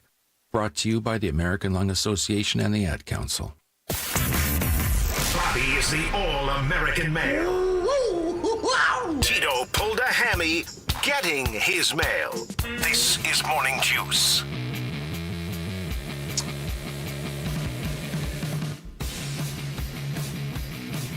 Do you need a bank that truly values local businesses in this town and the opportunity to work alongside them as partners? Whether you're a small business or a large operation, Riverside Bank of Dublin has the right tools for the job. Riverside Bank of Dublin has the experience of working right here in Central Ohio. They understand the business climate in our area and will help you reach your goals. Whether you need an SBA loan to get your business off the ground, a line of credit to keep your business running smoothly, or equipment financing to get your business up to scale, Riverside Bank will tailor a solution that fits your needs. Visit them at riverside.bank or stop in and get to know them in person at 6300 France Road. Riverside Bank of Dublin, member FDIC, equal housing lender. All right, it's that time. You know what's coming up now. We're going to get some picks from Ya Highness. Helping you win your sports bets. This is Top Picks on Morning Juice. Top Picks is powered by WeWinYouWin.com. Built by winners for winners. Stop guessing and start cashing. All right, here he is. Our good friend, Chad Ya Highness. Chad, how are you today, my friend? Happy Friday. It is an extra happy Friday on the wreaths of happy Mr. Gilmore. It's your honor. Good to have you on here today. I think we'll start this first, though. I believe you did not hit on your pick last week, but you're still up in the times you've given us top picks, so that's always the whole thing. Just be ahead, right? Be ahead. Here's the thing. I didn't know what the viewership was like. I wasn't even going to wear my shirt because I lost it with Kevin Holland so bad on Saturday night that Sunday when I took this nice young lady out on dinner, we had to go Dutch. Kevin Holland did me dirty. It took me, honestly, if we're going to be honest with you, it took me about 2 days to mentally get over it. I did put a big bet on that. And the rest of the UFC picks actually went quite well. But, to stick my neck out like that on Kevin Holland and get disappointed, it's like dating in your mid-30s. Welcome. We've run through the NFL, and we're inching ever so close now to college football. So what do you want to talk about today? Well, we're going to tackle the ACC, and I wasn't going to bring this team up because they're littering the news with drama, and that's North Carolina and Bill Belichick. But I was listening, and Bobby said a little something about Billy Boy. I don't think he's that great of a coach. I think he's extremely overrated. Look at the times Tom Brady was not there and Castle came in. Look at the times that guys went away like Branch or some of these other slot receivers. It was Brady. It was the system. When he was in Cleveland, was he any good? No. When he was under Bill Parcells, was he any good? Not really. I think within 2 years, Bill Belichick is out because of the drama and lack of performance. But anyways, we can get into the fun stuff of the ACC. All right. Who do you like in the ACC? Sorry, Bobby. I came in hot, baby. So I have two teams I'm really high on, and I have two teams I really don't like. And it's more versus the public opinion or where the line on the over-under on wins is. So the very first team I really love is SMU, that number 7 horse. She's a beaut. The ponies down there in Texas. The over-under line is 8.5 wins, and I think we're easily getting them. I actually think they're going undefeated. If they pick up one loss, it is Clemson in week 8, but otherwise, offense is returning most guys. The O-line is elite. Defense still needs a little bit of work, but there's not enough good defenses in the ACC to keep these guys within check. Duke, which is not on the schedule in the regular season, and Clemson, which is. I think SMU is on the way to the ACC championship game. Wow. The second team I'm really high on is the best basketball school for football this year, and that's the Duke Blue Devils. Duke Blue Devils will be the best of the basketball schools in the ACC in football. They got the kid coming in from Tulane, the Green Wave, and we already know from last year, Duke's defense is very stout, very good. Top 3 out there. I think they get to 10 wins. Super soft schedule. They only have to get to 7 to beat their win total there. So those are the 2 teams I love. I'll open it up for questions before we get to the hate. So who you fading then? Who do you not like in the ACC?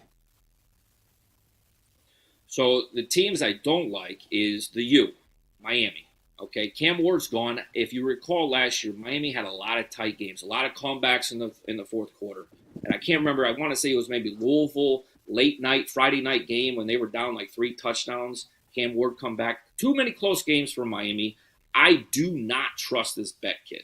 I think he's living the South Florida lifestyle, finding some blonde twins to keep him entertained, if you know what I'm talking about. They have the over-under at 9.5. Get out of town, kid. They won too many close games. Ward's not there. I have them getting only the 7 wins. I think they have a tough schedule as well. And the second team I do not like at all because there's no offense is the Wolfpack of North Carolina State. There is no Russell Wilson. There is no Phillip Rivers walking through that door. They have no offensive prowess at all. Nothing. I looked through their transfers. I looked for everything. I couldn't find one thing to put my finger on and go, that's the playmaker on that offense. There is none. They have some good defense, so they'll stay in some games. But I only have them getting to 4 wins. 4 wins, and I think the over-under is 6.5. Get back to the Hurricanes for a second. Do you think they get, because the U is still a very popular team, do you think that sometimes the win totals are jacked up a little bit to try to get more action on them? Because they'll get more action on it that way? 100%. I think people are usually general public very high on the U. They're not going to look. They were a good team last year, but Cam Ward, right? Number 1 quarterback taken the draft for a reason. But really, I don't know how great your guys' memory on ACC football is, but Miami had 3 or 4 come from behind wins in the fourth quarter last year, and that was almost purely because of Cam Ward. Well, Cam Ward's not there, and he was an it guy. He had that it factor. I don't know how to put it tangible on it, but he knew how to get those W's. And Beck is not that guy. No, he's not. He wasn't that guy at Georgia. We'll see how. Plus, he's coming off of an elbow injury, UCL, and torn UCL. So I'm not even sure what you're going to get with him. What's our best play of the weekend, Ya Highness? So I didn't want to leave a bad taste in your guys' mouth again. So we're gonna stay away from the UFC. We're gonna hit you with a little late night delight in the city that never sleeps, the Yankees, New York. We got the Phillies coming in town. And this is going to be a little unusual bet. And you can't find it in every single book, but if you're using your major books, your FanDuels, your DraftKings, things like that, we are betting on the New York Yankees to score the first run in the game. So Warren is going for the Yankees. The top 3 projected hitters, Schwarber, Turner, all those guys, Ofer, have never got a hit against Warren. Walker, over a 5-point ERA in the first inning, and Judge, Chisholm, Goldie, and Trent Grisham all have over a 400 batting average. Guys, we're just looking for the Yankees to score in the first run. We got to cash. It's even money. This could be a 3% play. We're not going crazy, but let's get us back in the winning column there. So you've got the Yankees to score the first run of the game. Doesn't have to be in the first innings. It has to be to score the first run of the game is what we're looking at there. And you did plus 100. That's good, huh? All right. Even money, yes, sir. Yes, we will keep an eye on that one then as well. And we'll catch up with you again next week, and we'll be even a week closer to college football. I know you can't wait for that. Yes, sir. And if you want to get the full breakdown on the ACC, I dropped a full episode. You can check out the podcast at Shut Up and Bet with Your Highness on YouTube. There you go. He's Your Highness. Thanks for the time, brother. We appreciate it. Peace. All right, Bobby, let's transition now to what's got us juiced. What's got you juiced? Sponsored by Billiards Plus. Find your next grill and everything you need for the master griller. Billiards Plus on Dublin Center Drive in Dublin.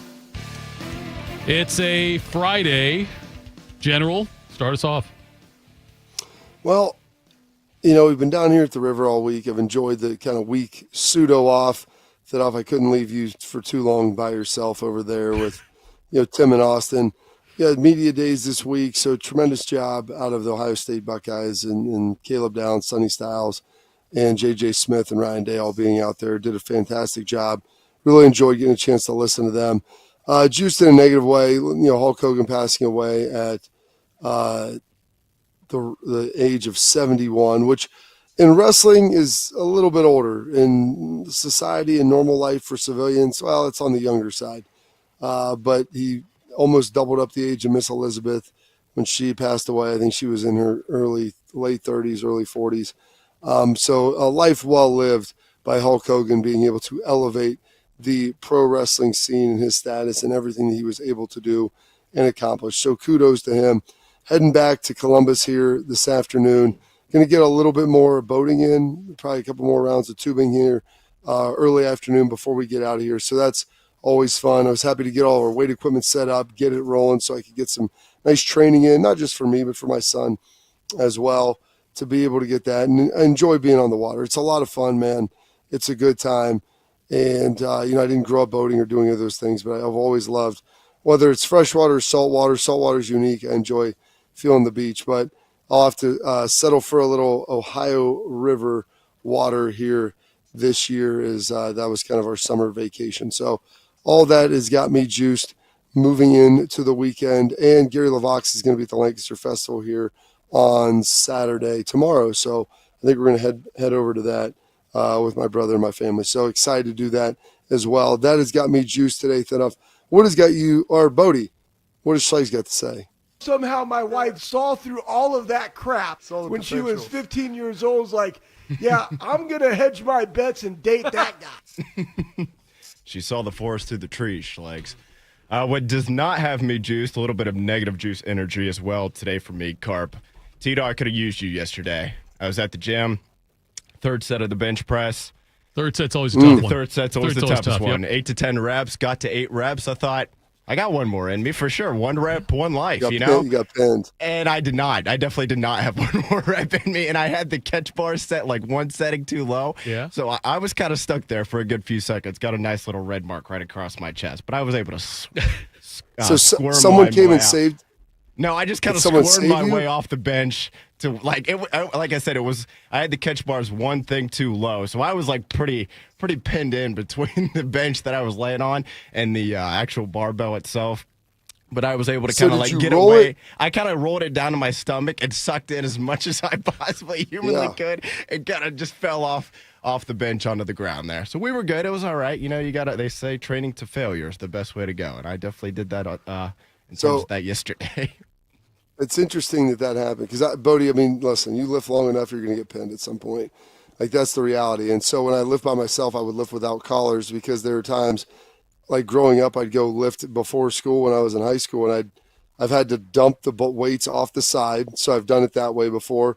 Done that before and then there's well. also, yep. I mean, where you turn, and then you've got to be ready for the huge rebar reaction. When you dump weight off one side, you don't realize the pendulum, how hard that's going to swing. So you got to be ready to pull with that off arm so it doesn't just fly over and it's like a catapult shooting across the weight room. And then also the rolling it down your stomach. That is a painful way to do it, getting it over your hips, and does not feel great. But the other alternative is just dying under the Yeah, it's just laying there glad forever. to see you got it done. And I was kind of back around the corner a little bit too. There's a few other people at the gym, but nobody close enough to like catch it. So it was like, well, it's fight or flight, man. I'm either going to die on this bench or get this sucker off. That's why I don't work out. Yeah, exactly. Can't risk it. No. The shower, it was almost like a nice sunburn right on my stomach there. The warm water of the shower last night did not feel very good. What does have me juiced, though, we mentioned this at the top of the show a bit. Happy Gilmore 2 coming out today. Is that free if you have a Netflix? Or I do you think have it is, to? yeah. I think it's free. I think it's free on That's Netflix. what I thought, too. Yeah. I wasn't sure if you had to, like, rent it or what to buy it on Netflix. But okay, I thought so, too. So I'll be checking that out hopefully this weekend. What time does that drop? Is it like midnight tonight, like 6 p.m.? I Like, couldn't tell is you, it out honestly. today? I figured it was already out. I figured it might already be out, yeah. But I'm not 100% sure. I figured it was midnight last night, like 7.5 hours ago. But honestly, I'm not 100% certain about that. Also, going to try to make it to the movie theater again this weekend. Check out the new Fantastic Four movie. The reviews have been pretty good. Not like super, best of the Marvel good, but they've been pretty strong so far from what I've seen. So I'm looking forward to checking that out. And also, can't believe, unfortunately, his birthday is on Sunday, so we wouldn't have gotten to it on Monday in Today in History. Turning 64 years old today. Speaking of Adam Sandler movies, they pulled him right off of the set of Waterboy. He got to go coach LSU for a few years. Went pretty well for a year. Not so well the other years, but celebrating a 64th birthday on Sunday this weekend. Coach O at Orgeron. And I'm glad you didn't have that Rafa Salafusa who never got past number 1. If anybody can write into the YouTube chat and tell me anything that he just said, we'll get you another $50 Rooster gift card. Now, you're probably not going to win because I don't know what he said, so I can't tell you if you're right or wrong. But nevertheless, Coach O celebrating 64 years on this good earth. And I don't know. I wouldn't call him necessarily a great coach, but that 2019 LSU team was a pretty darn good one. So. Yes. Tito, what's got you juiced today? That this is the last Saturday coming up without football for a damn long time. We will have some kind of football every Saturday after tomorrow. NFL preseason action and then college football and all that. NFL some of those times too. We'll have football every weekend. I think all the way through the Super Bowl then almost. Maybe the bye week in between the two, the championship games and the Super Bowl. Pro Bowl. Yeah. So, the Pro Bowl. There you go. You're right. That's got me juiced. And we made it through a Friday. Bob, glad you're coming back on Monday. I do want to say that Morning Juice is sponsored by Riverside Bank in Dublin and Event Risk Elite Protection. Make sure you stick around. Coming up next, AJ Hawk, Morning Juice. When it comes to protecting your business, whether it's your staff, property, or assets, don't make a crucial mistake by contracting companies that provide subpar and unprofessional service. What you need is a security partner known for their unwavering professionalism and unnatural liability. You need Event Risk. Event Risk is a U.S.-based, veteran-owned company that not only specializes in on-site guarding, but also offers armed security associates and executive protection agents. Event Risk, elite protection for your peace of mind. Hello, my name is Eric Rose, CEO and founder of Event Risk Security Services. We are a U.S.-based, veteran-owned company providing protection services and consulting to Fortune 500 corporations, movie studios, celebrities, and high-net-worth individuals. If you're tired of fluff margins with low compensation for poor-quality security officers and an endless revolving door of vendor staffing, then give us a try. For virtually the same cost, we can then address what keeps you up at night. Visit eventriskinc.com. It's been a real journey since 2014 when I first had my injury. I realized that my home was just not working for me and that it was time to ask for help. Homes for Our Troops is really giving me my life back. The shower allows me to go in and turn around with my chair, pull down storage racks, automated door systems, hours of my morning given back to me. Adaptive sports are a huge part of my life, a huge part of my healing journey as well. Homes for Our Troops helped with making sure that I had a home gym so that I can continue to train. This past year, I was able to host Thanksgiving in my home. And it was the first time I was able to have my whole family in one place and I was able to contribute to the meal. There are a lot more veterans in need and Homes for Our Troops is going to be there to help them too. Homes for Our Troops builds and donates specially adapted custom homes nationwide for severely injured post 9/11 veterans and enables them to rebuild their lives. Join our mission at hfotusa.org. Once there was a man who couldn't stand. A mom who couldn't wait. A scientific community that said it couldn't be done. And then you. And then I. And then we. brought neuromuscular disease into screaming color with the Muscular Dystrophy Association. For 75 years, our voices have thundered through the halls of Congress. We've willed the impossible into existence. We've pushed the science, raised the funds, shifted the narrative, and transformed the reality of life with neuromuscular diseases. For 75 years, we've built communities together, established the field of neuromuscular medicine, and made it thrive. Call that a legacy. Call it impact. Call it momentum. Just call it ours. Because it's the generations of community heroes that give MDA the strength we have today. And until neuromuscular disease is a thing of the past, you couldn't stop us if you tried. Join us and celebrate 75 years of breakthroughs at MDA75.org. One man is a national champion, NFL veteran, and local business leader. The other man is Tito. This is Morning Juice. Sponsored by Event Risk. What keeps you up at night? Visit EventRiskINC.com. Here's Bobby and Tito. Final segment of the program. By the way, Pete in the chat, Bobby, said that he already watched Happy Gilmore 2. And he said it started off a little weird, but finished strong. Definitely a good sequel. So it is out there now. So I was so worried that it was going to be terrible. I can't wait. Let's ask AJ about it. All right, let's do that.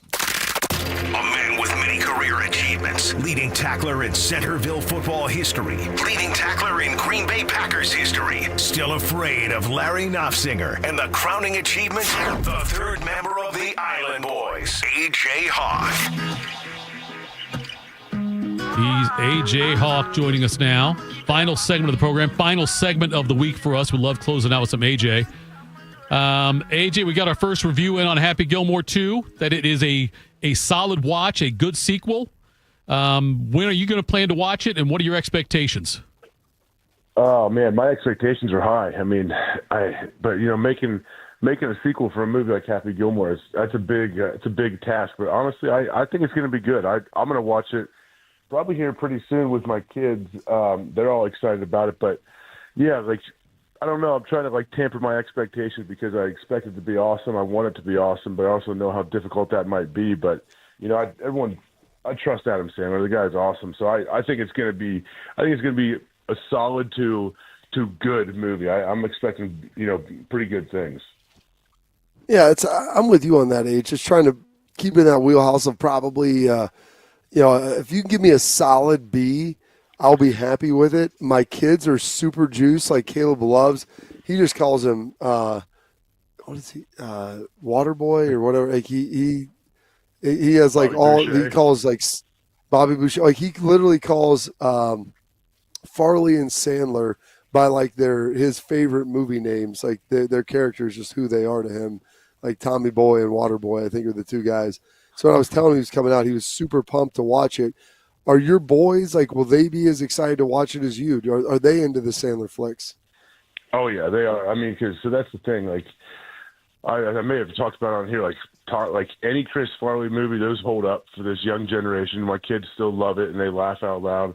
And it's pretty much all the Adam Sandler stuff holds up, all the old school Adam Sandler for them. So my kids have been talking about it for months, for real. These ads have been popping up, and the trailers for Happy Gilmore 2, they've been asking me when it comes out forever. So, yeah, we'll probably get to it here the next day or two, I'm guessing. AJ, Von Miller had his first press conference since joining the Commanders, and he said, "Let me rush. That's what I do. I can still roll out of bed at 36 years old with my shoes on and rush the passer. I can do that right when I wake up fresh out of sleep. I love rushing the passer." When was the last time you felt like you could roll out of bed and rush the passer? That's a great question. I don't know if I ever did, but maybe in college you felt that way a few times. But I mean, I kind of feel I understand what Vaughn's saying a little bit, because it's true. He's probably, Vaughn's 36. He's probably out there and he sees these young guys come in with their team of stretch gurus and managers and different people, and have people work on every single part of your body. Vaughn's an old school guy that.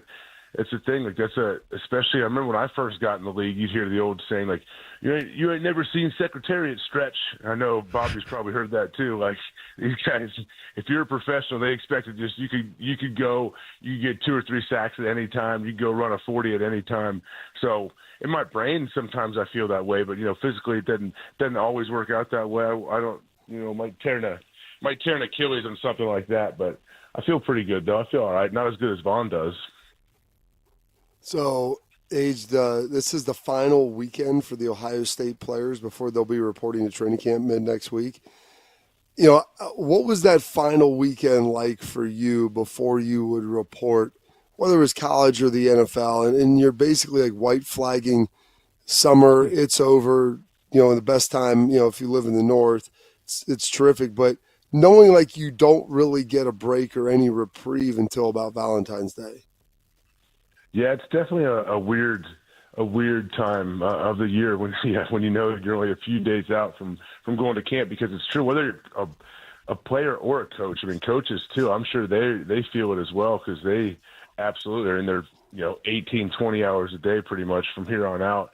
But yeah, it's like you want to try to enjoy something this last weekend. You want to do something fun, but it can't be too much fun. You can't enjoy yourself too much, because right on the other side you got camp coming up. You probably have a conditioning test coming and all of that stuff, all the great things that is the season. But it's that first week of camp, I think, whether in college, even high school, college, or the NFL, it's just that's what everyone's so anxious for, because you're not really sure exactly how it's going to be or how it's going to go. But luckily, once you get in the first 5-6 days of camp, I think your body kind of gets conditioned and your brain gets conditioned to that schedule, and you're used to it, and you're like, oh yeah, this is just what I do. But it's the anticipation of it and the thinking of it is what is the worst part. Somebody in the chat wanted me to ask you, AJ, about if you've ever met or have any kind of stories about Hulk Hogan, the wrestler who passed away yesterday at age 71. Yeah, I never got to meet the Hulkster, to be honest with you. He actually came on. He came on the show with Pat maybe 3-6 months ago, and Hulk was in studio, and I was not on at the time, but I watched it, and the boys all loved him, took pictures with him and everything. He was selling his beer, the real American beer that he's been pumping around for a little while now. But yeah, sad day, man. It seems like people are dropping left and right, and unfortunately, imagine Hulk. He's had his back and neck fused 10 different times. Had so many surgeries. The guy had to be in so much pain physically. But yeah, it was a sad day. He's only 71. That's not even, that's not old at all right now. How long do you think I'll live, AJ? I think you'll live to probably 135. I got scolded. So almost twice Hulk. Okay. Yeah. I got scolded by Bobby earlier for saying he was taking a fitness test, and he told me there's a huge difference between a fitness test and a conditioning test. Is there that big of a difference between the two, AJ? Yeah, when you say fitness test, it makes me think of you're at a hospital strapped up with a bunch of wires on your chest and mask, and you're doing to check if your heart can handle anything. Conditioning test is yeah, dude, yeah, Bobby's still a professional athlete. But yeah, fitness test seems that's what 95-year-olds do to make sure they can get up and down the ramp outside their house. Up and down the ramp. Well, it's the same. It's kind of in the same breath. When was the last time you worked out versus when was the last time you exercised? I don't think I've ever exercised, actually. I don't know what the answer is, but yeah, exercise, that is, yeah, I don't know. Maybe it's just a generational thing. Maybe I don't know. I'm trying to think if my dad even tells me, well, I'm going to go get some exercise in, or I'm going to go exercise. I don't know. I don't know if I've said that before, but I've never said it. I've always been a bit sarcastic. Well, I've been exercising lately. Do you go to, does your mom, is Jude still teaching those jazzercise classes? Are we hopping into those at all? Well, Judy Hawk, she probably, I think her last step aerobics that she used to teach over at Vic Tanny, it was called, in Dayton, probably 1988, maybe. I don't know if she got past that. She had some back surgery that slowed her down a little bit in her teaching career there when she was instructing. But no, yeah, exercising is great. I might start using that now. I haven't thought about that in a while, but I'm going to say, all right, kids, Dad's going to go exercise. I'll see you guys in an hour. I might start doing that. That's what we do here on the Juice for motivating people. Well, do you have any plans set up, AJ, for the FAC this afternoon? Oh, I do not really. It's kind of a fluid thing, especially with Chopper. No one ever knows where Chopper, my father-in-law, is. So we just hope to see the big white truck come rambling over the hill, and he kind of picks the spot. If he shows up at our house, then I hear, boom, people just show up at our house and Friday afternoon club is going here. If not, maybe my sister-in-law is next to me. Maybe his son's Brady's not too far. So we'll see. It's a very fluid situation, Bob. He might show up at your house if you're around. Gosh, be great. Be super sweet. I would be honored to have the legendary Chopper show up. We got any big plans for this weekend? Like I said, it's the last one. Football is kicking off. Before you know it, you'll be traveling around, gallivanting around with Pat. I mean, I know you probably got any sports tournaments, some basketball. What do we have on the slate this weekend? Yeah, it's going to be somewhat of a slow weekend compared to what we have had, just because we just got done with little kids football evaluations. I'm coaching that. But yeah, like middle school, I got a couple middle schoolers now and almost a high schooler, so they're into like school ball, so they're having like real full go football and basketball type workouts with their teams. But I don't know what's going to happen this weekend. I don't know exactly what we're doing. We're not traveling. I will be here in town. I'm pumped for that. But yeah, I get to see we got a couple friends that came in from out of town. We're going to see them, I know.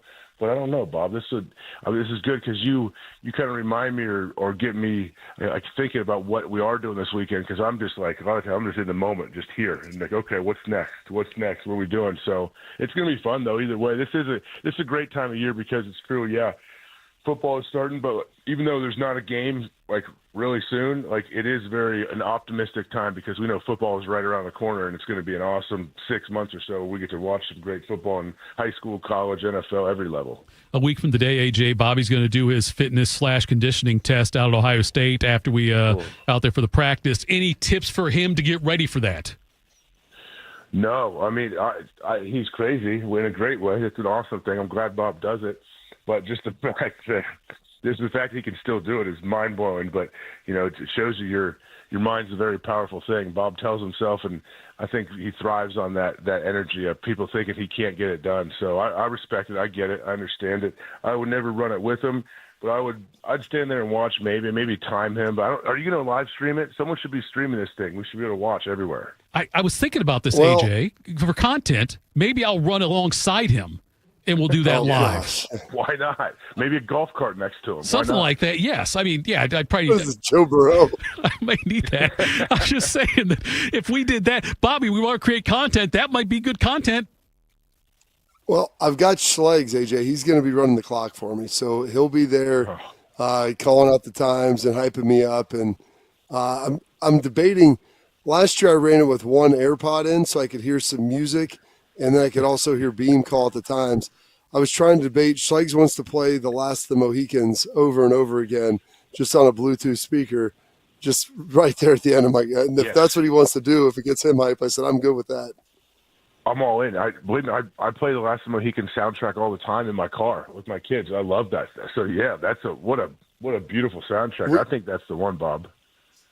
Actually, Monday night we watched it down at the Ohio River, and I got a TV finally. I've had a TV for a while, but I'm ready to go. We got a stand to put it on and a little sound bar, wheeled it outside, and like we had a fire going beside us, the river's running behind us, and watched Last of the Mohicans outside, which was awesome. Watching Daniel Day-Lewis sprint through the woods just to, kill the Huron and everybody else. It was amazing. Oh, that's America right there. I remember going to see The Last of the Mohicans. It might have been the first movie I ever saw in a theater with my dad and my brothers when I was super young, and it definitely still had an impact. I still watch it whenever it's on now. So yeah, what an awesome movie for any of the young kids out there that don't even know what we're talking about. It's a good one. I don't know what you're talking about. I've never seen the movie. Oh, that's a shame. That's a shame.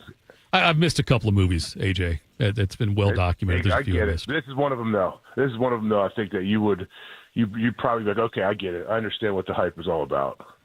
I'm at a point now, though. Bobby's giving me so many I've got to watch that, like, honestly, what I need to have happen is some kind of serious health issue that lays me up in bed for like 3 months, and then I'll have a chance to just do this. So 3 months.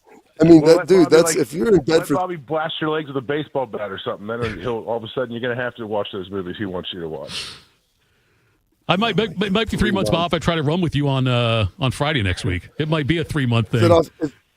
If you could make, because AJ at the time running is 17, I don't know if you could make it across the field in 17 seconds, let alone go over and back in 17.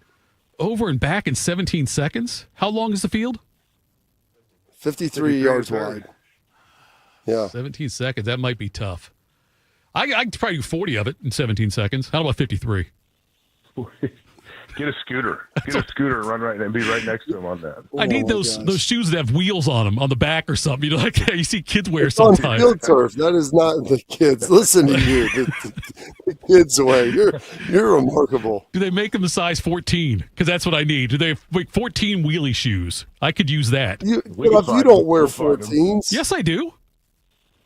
Get out of here. I do. I wear 14s, Bob. No, you don't. Bobby. AJ wears like 11 and a half. Oh, 12. I wear 12s now, Bob. My feet are giants now compared to what I used to wear 10 and a half when I was young. When I was like 25 and got bone spurs in the back of my feet because I wore them too small. But, Bob, next time you get in the studio, you guys should measure each other's feet on air. I'm going to show Bodie right now. I will have to. What's the U.S. size say on that shoe? The U.S. size. Is there another? It says 14. Yeah. It's a 14. Well, yeah, because in Euro, I'm a 49. Make sure his toes at the end, though. Let's check his toe. Make sure he's not like that middle school kid where the dad says, "Hey, you see my son Billy wears size 22 shoes," and his foot's not even halfway into the shoe. Brandon the Chad, look, I'm telling you, size 14. I've always had big feet. I've always had really big feet. I believe it. I believe you. Thank you, AJ. And now Bodie saw the proof. I'll send a picture of this to Bobby, or I'll just show him maybe next week when I see him. But AJ, we appreciate the time. Thank you so much, buddy. Have a great weekend. All right, thanks, guys. I'll talk to you. All right, Bobby, he saw it. It's a 14. Yeah. Just because you have a size 14 shoe on doesn't mean that your foot actually is a 14. It's a 14. I wear 13s. You know what, Bobby? And that's great. I should probably be based on my size, my height. I should be like a 12 or a 13, but I've always had big shoes. So anyway, AJ, I wanted to ask him. I mean, the fact that he went from a 10.5 to a 12, he might be on that Barry Bonds HGH. I wonder if his head's grown as well. Like usually, your feet, hands, and head are the first things to stop growing on your body. Like I've worn a 13 since I was 14 years old. 8th grade is when my feet, I thought they might keep going.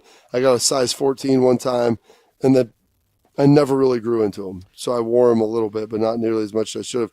I don't feel Thitoff that you actually fit those shoes, but we'll figure that out when I get back. We can do that. All right. Thanks so much to all of our guests today. Ya Highness Chad, WeWinYouWin.com. Thank you to AJ. Bobby, looking forward to seeing you next week. Thank you for all your hard work this week, Bodie. We'll talk to you on Monday. This has been Morning Juice.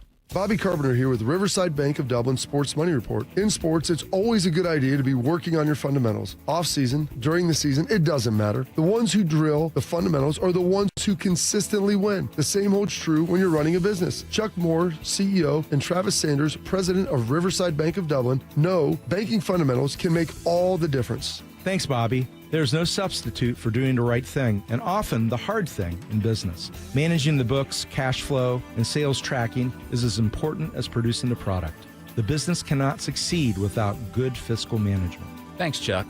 Riverside Bank of Dublin knows that most business owners are busy people, and that's why we can assist in cash management. Let one of our commercial bankers help you do the right thing, too. These skills will help you grow your business and get a loan when the time comes. We want to help. Call us. Tune in every day for the Riverside Bank of Dublin Sports Money Report. Visit their office at 6300 France Road in Dublin or online at riverside.bank. Member FDIC, Equal Housing Lender. For the past 100 years, Shriners Children's has become family to over 1.5 million kids. In tough times and good times, they're there when we need them most. Please go online right now to loveshriners.org. Your child is sick. With those 4 words, the innocence and joy of childhood disappears. But Starlight has taught us 4 other words that make all the difference. The power of play.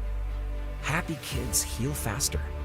That's why Starlight Children's Foundation delivers happiness through gaming, toy deliveries, and more to hospitals across the country.